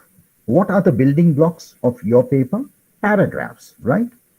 So academic writing essentially is good when you are able to structure your argument logically, coherently, establishing connections from between one idea leading on to another idea, and moving the train of your argument or the train of your thought from one paragraph to the next. This is a model. It helps when you have a model, and this is a model which I found in the course of my reading on research. It's a model called, named after, should we call him a modelist?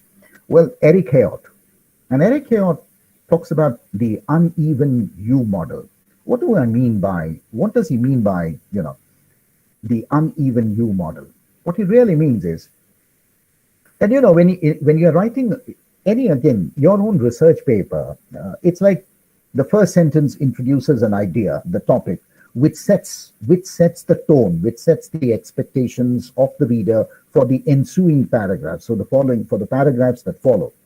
Then in the middle paragraphs, in the successive paragraphs, what we do as a research writer is, we explain our thoughts, we present evidence, we give examples, we cite illustrations, and then all of them leading to finally a claim in that paragraph about a broader argument.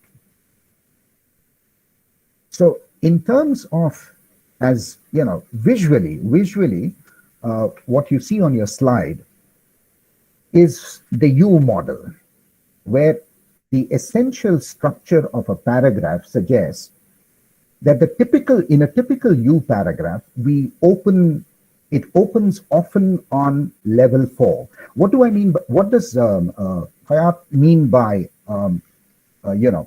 the level 4. Well, level 4, let me give you an example. The levels, there are 5 different levels, as you can see on the slide. Each of these levels are in relation to the proximity to a piece of evidence. By that he means that in level 1 is in your paragraph. Level 1 writing means where in those sentences you are citing examples, quoting, giving a quotation, citing some factual details, giving a statistic.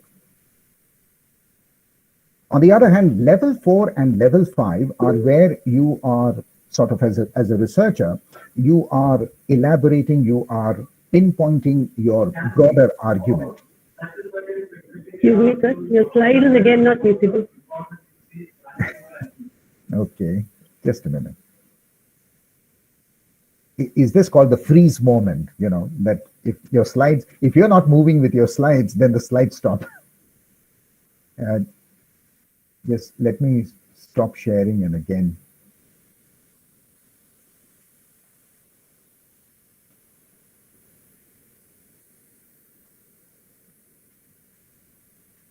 How about now? Can you see? Yes, yes, sir. Fine. Okay. Even the slides need a break, I guess, you know. So, the difference really is that often, once again, I take you back to school.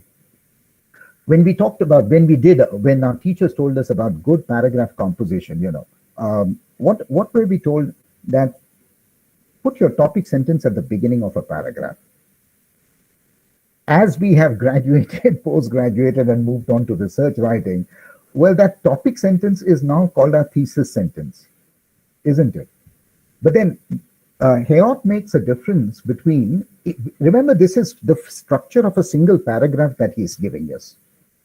The guideline, he's showing us the way to move your sentences, to write your sentences in such a way that they can actually follow the map of these 5 levels. Not necessarily covering all 5 levels in a single paragraph, but most of the time.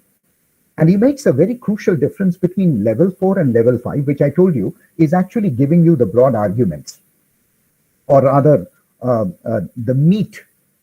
Sorry, vegetarians, but the meat, the meat of your paper. What is the distinction? For example, if I were if I were a researcher writing, let us say, on a subject like, and I have a paper, or rather, I have a paper in which I'm writing. If I say in this paragraph, I show that the Donald Trump presidency posed 3 major challenges to American liberal democracy. Let me repeat what I said. If I'm writing a paper, if I'm a political science researcher or a social science researcher, and I'm writing a paper with a paragraph whose first sentence is, in this paragraph, I show, or I will try to show, that the Donald Trump presidency posed 3 major challenges to American liberal democracy. Let me again remind you, think of your research writing as a good storytelling. What this sentence does, it's a level 5 sentence. Why? Because it gives it all. It tells you right in the beginning. It's like, you know, it's like watching a movie, a murder mystery, where in the very first scene we are told that this man is the murderer. He's the killer. How do you therefore spin? How do you make your own research paper reader-centric? How do you grip the reader, make him pay attention? You turn the same sentence into saying, was Donald Trump's presidency a challenge to American liberal democracy? By putting it in a rhetorical, by putting it in a question, well, you know, you make the narrative even more interesting for the reader. Remember, at all times, as a research writer, you are writing, thinking constantly about the reader. What's in it for the reader? Will what you're writing in this paragraph be interesting enough for the reader to move on to the next. So this is what he calls the 5 levels of, the U in the uneven U model.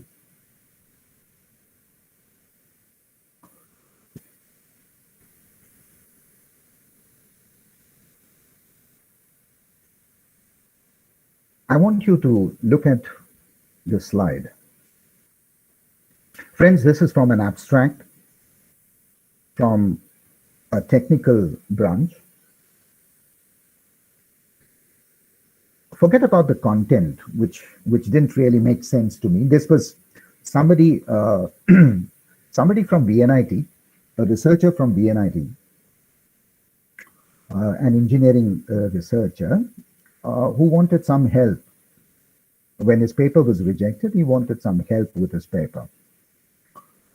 And this is a sample which perhaps what I feel is a sample which is representative of many of the flaws, many of the errors that we are not even aware, errors in our own research writing which we are not even aware. The ones that are the ones that are in red, like like your English school teacher, putting your composition in red, red inking your composition. Well, this is something that I've done. But I want you to look at this slide, and especially the ones on in red, to highlight to you some of the common errors that unintentionally creep into our writing, making our writing unreadable by bringing in those 2 flaws that I said at the outset: ambiguity, making our writing ambiguous, and making our writing style redundant. So what's here? Look at the words.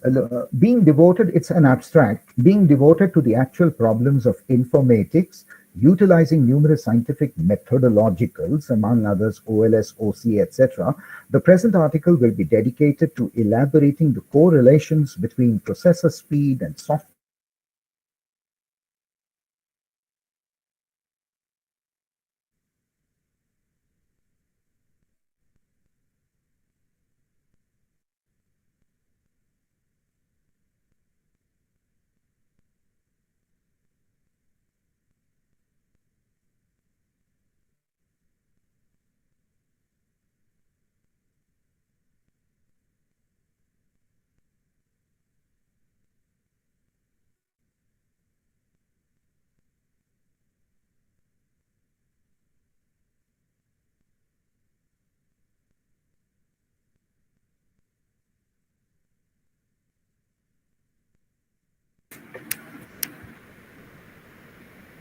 Hello, sir. Hello, Vinisha ma'am. Hello, Vinisha ma'am. Yes, ma'am. Yes, ma'am. Hello, Uh, what happened? I think sir audible नहीं है. Yeah, There may be some technical sir has left. issue. There may be some Yes. technical issue. Just wait. Just wait.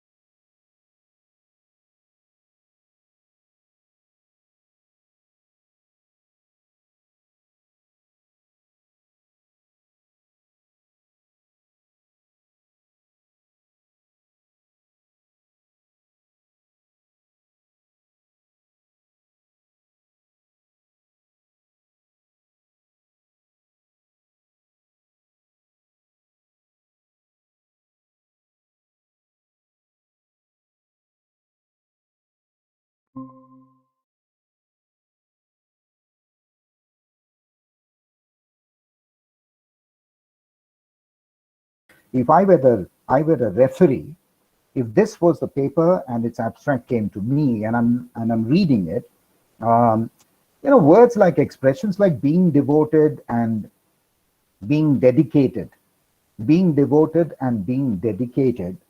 are what you say, at the altar, when you are, as marriage vows, you say being devoted and being dedicated as marriage vows. Words like devoted and dedicated have really no place in academic writing. So this is superfluous. This is what I mean when I say redundancy. Decorating or trying to embellish your paper by useless words. So let words like devoted, please do not use words like devoted or dedicated. Keep it to your marriage vows and focus on the research paper. The other thing is there are, in fact, it's a paragraph, it's an abstract of about 100 words or so. But clearly, again, you can see, words like scientific methodologicals. Once again, why methodologicals when methods or methodologies should be good enough? And one more cardinal sin, one grave error in an abstract such as this is that, even though yours is this is a technical paper, this is an abstract for a technical paper, and obviously you feel that it is going to be circulated within your own, within the journal, in a scientific journal or an engineering journal, and yet in an abstract, do not put abbreviations or acronyms, no matter how much you think that everybody in your own subject, from your own subject, would know. OLS, whatever it means, OLS, QCA, etc., etc. Second, and the third point here is, so what I'm saying, before I move to the third point, what I'm saying is that if you're using technical terms, and especially abbreviations and acronyms, do not take the reader for granted. Make sure that even in an abstract, your technical terms are, you use the full form of the technical terms. The third, and for me personally, this is where the abstract goes horribly wrong, is that, the entire abstract is of 150 words is one long sentence. It's like Shankar Mahadevan's Breathless Song. I mean, try and read it from the first word to the last, and you would be practicing pranayam, holding your breath. So how do you improve on this? Get your breath back. Exhale. Look at this. Look how one can improve an abstract which was not so readable, not so comprehensible, and how can you turn that abstract into a reader-friendly, making and ensuring that if an abstract is well written such as this one, then it will actually motivate the researcher, or rather the reader, to read your entire paper, and that is exactly what you want. What is there on your slide? First of all, you can see that the article, instead of one sentence long paragraph, now it has 3 or 4 sentences. And it's not just about breaking of sentences, it is also to unitize the thoughts, putting one thought in a sentence, putting one central, one major aspect or key aspect of the paper in one sentence. And making sure also that the abbreviations, that the researcher gives the full form of the abbreviations. This is just one sample, one small paragraph that I've chosen in order to highlight to you how, we are not even aware of the kind of errors that creep into our research writing, making them highly unreadable.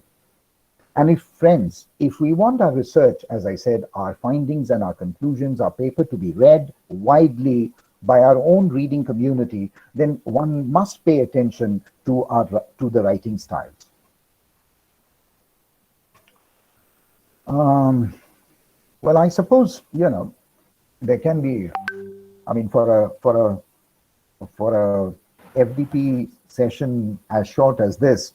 Normally I do, when I do a workshop, on research writing, it extends over two sessions of 1.5, 90 minutes duration with a break, of course. And I'm being nostalgic about those days, pre-pandemic days, when in an institute I would do a workshop and there would be a lunch break. And many of the good things, many of the most important things would actually about research writing would be talked about, would be discussed by participants in an interactive session over food, over lunch.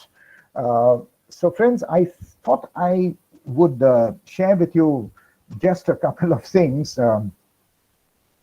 It's not possible to have an extended session. It's already extended. I guess I've taken away more than 45 minutes. But I do want to share with you the fact that, that how important it is when you're doing research, how important it is that you pay attention to grammar, to word usage, to style. Because once again, quality research means quality writing, and this is because, and it is style that contributes as much to the excellence of a paper as do the other aspects of the work. So consequently, I mean, as a researcher, we must not discount away the need for improving one's skill in language. I mean, the ability of a researcher to put his findings in a catchy style is a prerequisite to its publication. And so style, again, to repeat, style includes, spelling, punctuation, the order of words, even the diction, the choice of words, the organization of your content, and the layout of your paper. Yes, agreed that a research paper is not a place for creative or artistic writing. But then a research paper definitely is a place for clear, precise, and systematic writing. Because as I said, the ultimate aim of research is to disseminate knowledge in an easily understood manner. You see, as a researcher, it is expected of us to do research in our writing. But we should not have the reader to do research in order to make sense of our own paper. So, well, if you feel the need to go back to Wren and Martin, do so. Not because you want to once again go back to school and study the different kinds of nouns or how to make your subject agree with your verb, what we used to call concord. But definitely, it's not just simply grammar. Research writing is not simply grammar. As I said, it is about style, it is about grammar, it is about style, it is about the organization of paragraphs, it is about the overall structure, and it is, most importantly, it is your ability to carry the reader of your paper logically from one paragraph to another in the development of your argument or in the explication of an idea. So I think just one more slide, maybe one more example that I'd like to share with you. Something that I again find is a common error that is evident in many research papers. Something like, does your title, the title of your paper, the title of your dissertation, take a look at, does your title tell or does it yell? Take a look at the first title. Knowledge acquisition through computer-mediated discussions, potential of semantic network representations, and effect of conceptual facilitation restrictiveness. Would you even want to read this if the paper had a title such as this? And what is essentially wrong with this title? It's not bad grammar. No, it's a choice of words. And what's wrong with those words? There are, I mean, if you read the title, there is no verb here. Remember what we did in school, in our grammar. Verbs, we said, are action words. You've got to make your paper, especially your title, active. because to have verbs in your paper is to turn it active, is to turn the title itself to engage, help the title to engage the reader. What is problematic with this title is that there are too many compound nouns, too many big words here.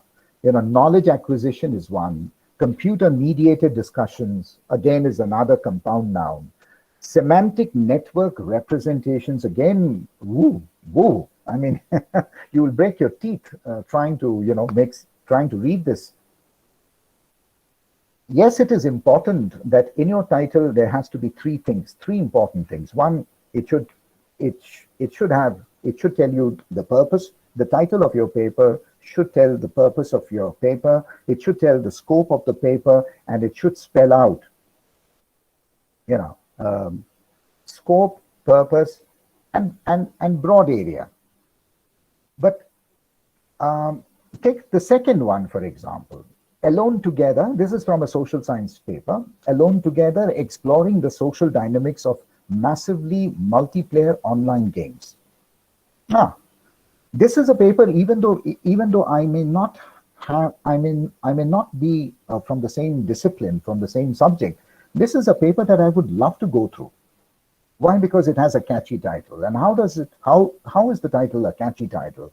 Because it provokes my interest, my curiosity by putting, for example, alone together. I mean, this is what we call antithesis, putting two opposite words together. Alone and then together with a question mark. It teases, the title teases the reader. It sort of invites the reader to go on reading the paper, to find out more about what exactly is the social dynamics. So friends, when you're thinking about how to title your research papers, think carefully, pay a lot of attention to how you can go about.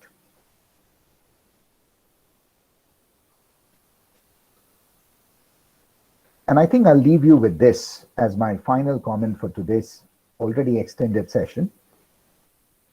That how can you, as a research writer, how can you assess the quality of your title? Every word in your title, friends, is important. It has to be in correct English. It goes without saying. You can't make silly mistakes of syntax, vocabulary, spelling, or capitalization.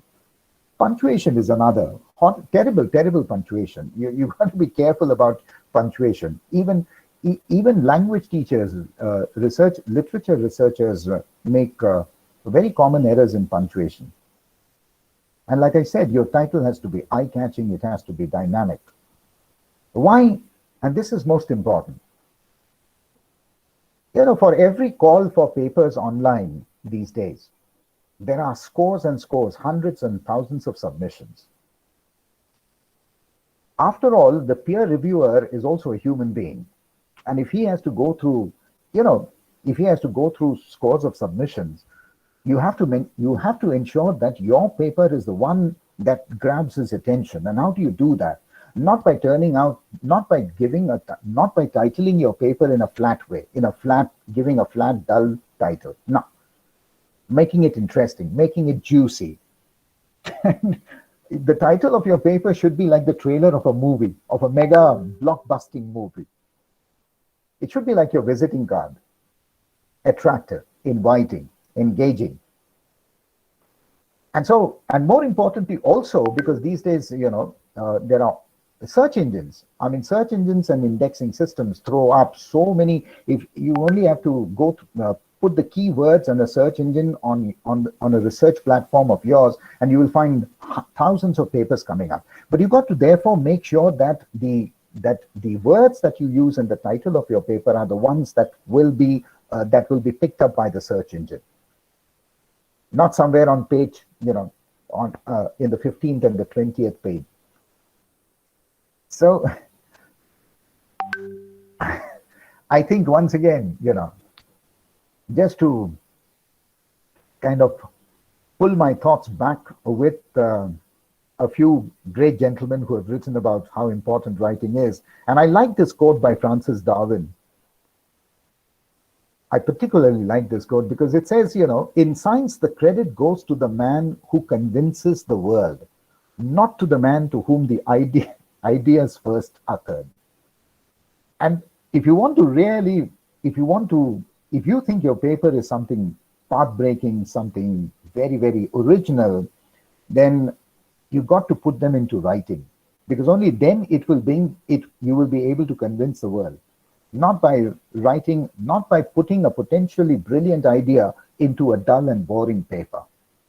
So when you're writing, when you will write the next paper, your next research paper, do constantly ask yourself, is my writing adding value for the reader? Put yourself in the shoes of the reader. You finished writing the paper, switch roles. Put yourself imagine yourself now as a reader, as a critical reader, and then go through your own paper. Do a skim test, do a visual test. Throw it on an unsuspecting colleague, place it by him, and see what he or she thinks about it.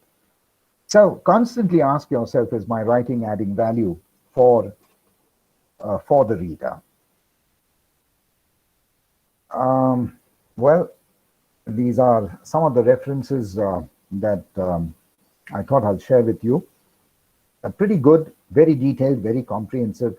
There are any number of good books, reference books, where irrespective, once again, of your discipline or your stream, you can find some very helpful tips on how to spice up, should I say, spice up the writing style of your next research paper. These are also some of the online resources.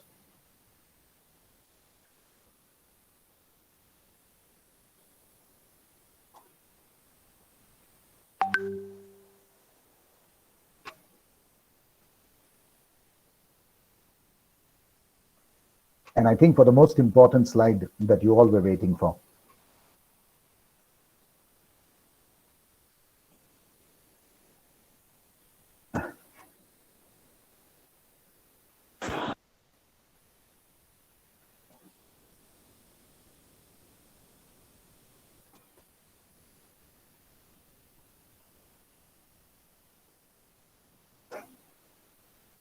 So thank you so much, participants, for being with me for more than an hour now. And I think the organizers would be pretty miffed for my extended session. I didn't keep time, but I did want to share a few things, maybe a few extra things with you. So I think I'll stop sharing.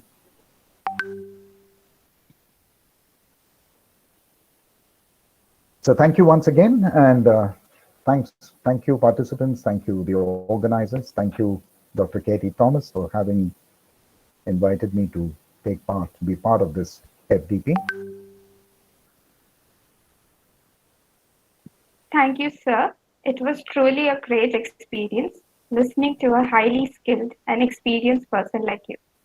Your presentation and communication skills are indeed impeccable. It was absolutely incredible to see how you tailored your session for our viewers and captivated them from the beginning of the presentation to the end. Your session truly justified the title of the talk. Many thanks to you, sir, for that. Thank you for your wonderful choice of words. Very well put. Thank you, sir. Sir, there are a few questions asked by our participants, Sure. which, with your permission, I would like to forward them to you. May I, sir? Yeah, please. So the first question, how can a researcher solve the problems of identification, selecting, and formulating a good research method? That would take, like I said, another. If you're prepared to be with us for another hour and a half, do so. The focus of my presentation today was on the mechanics of writing, on the elements of what a good academic writing should be in a research paper. The question that you've asked me is, what is a good topic, right? And for that, we need to have another separate session for that. I can't really, in the next couple of seconds, in 2 sentences, tell you how really one should go about choosing a research problem. I'm afraid it's it goes beyond the scope of my own presentation. Okay, sir. The next question is, do you think quantitative research has an advantage over qualitative research in terms of its research methodology being more practical and attractive? It's not a question of being better or superior. Once again, different disciplines. I wonder which stream the questioner is from, the participant is from. You will agree with me that in humanities, most of the kind of research that we do is qualitative research. But even within humanities, if you are somebody from humanities or social sciences, well, it's not a question of which one is better, which one is superior. I think it is the area, the subject or the domain that you are, your research area, which will probably necessitate whether you're doing an empirical study. Yes, quantitative study is empirical study. So it will all depend upon your research topic. If I'm doing a critical analysis of, let us say, or comparing two writers, well, I don't really think there is a need for quantitative research. But yes, if I'm thinking of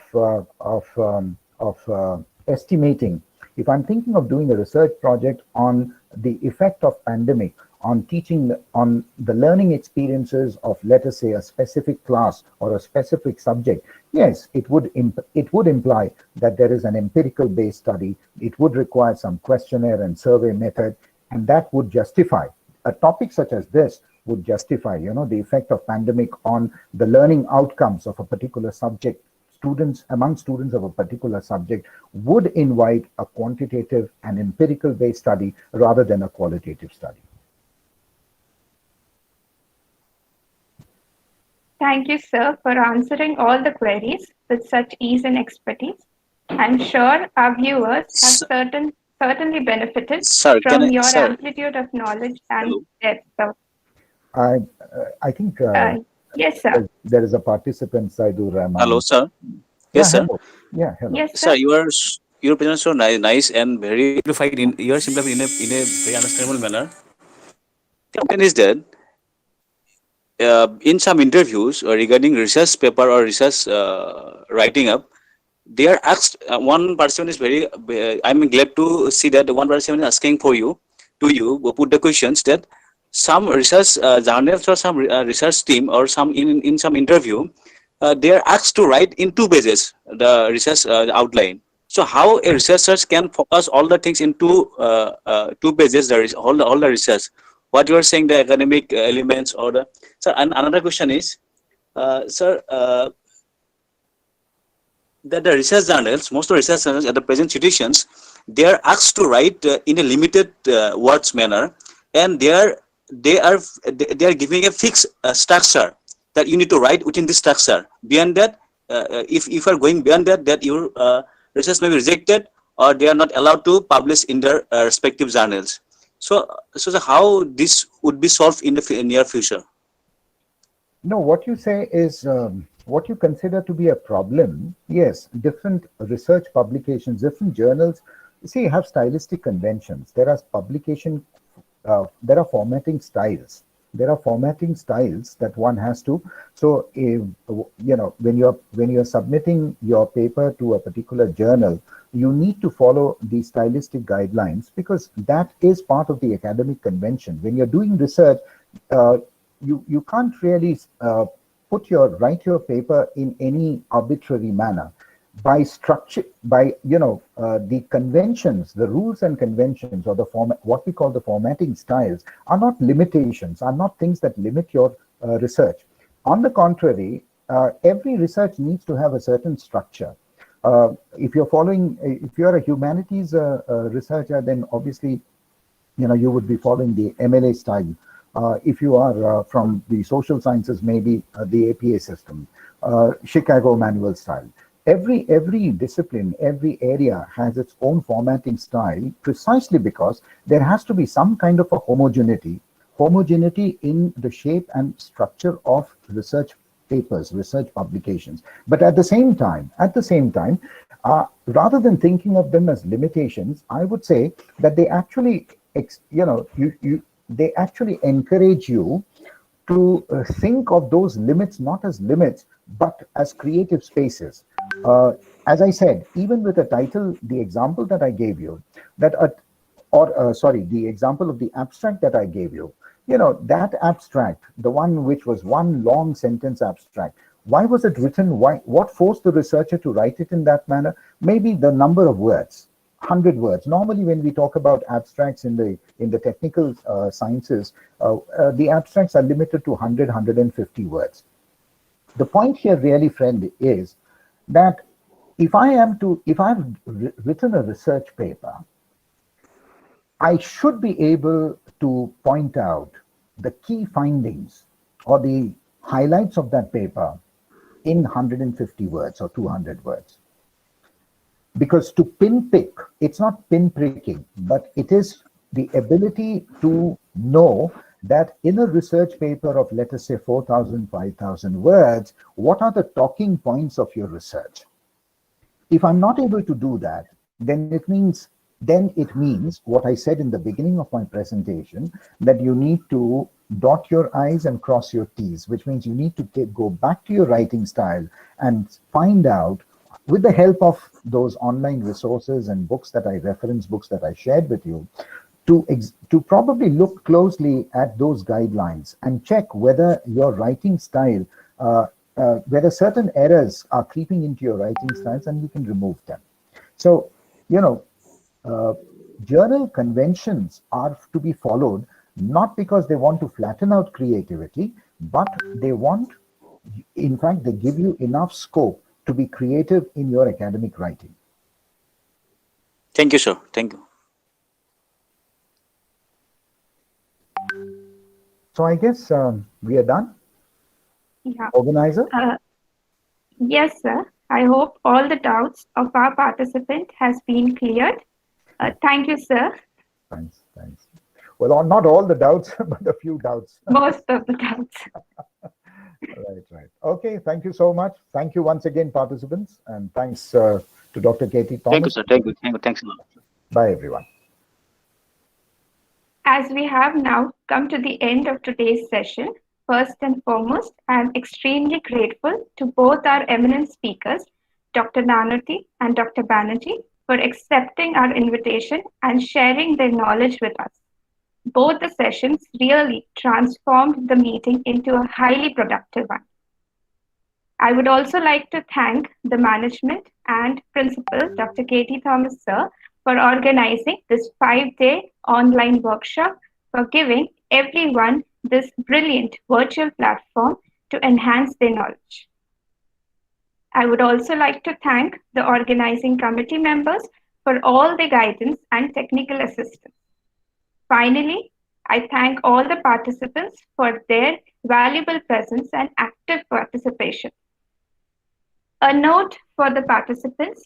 Dear participants, the link for the feedback form has been sent in the Google Meet chat box and the YouTube live chat, and also in your respective WhatsApp groups. Please do remember to fill up the form. We will meet again tomorrow for another interesting and fascinating session with another set of scholarly speakers. Till then, take care and stay safe. Wishing you all a great time ahead. Thank you, everyone.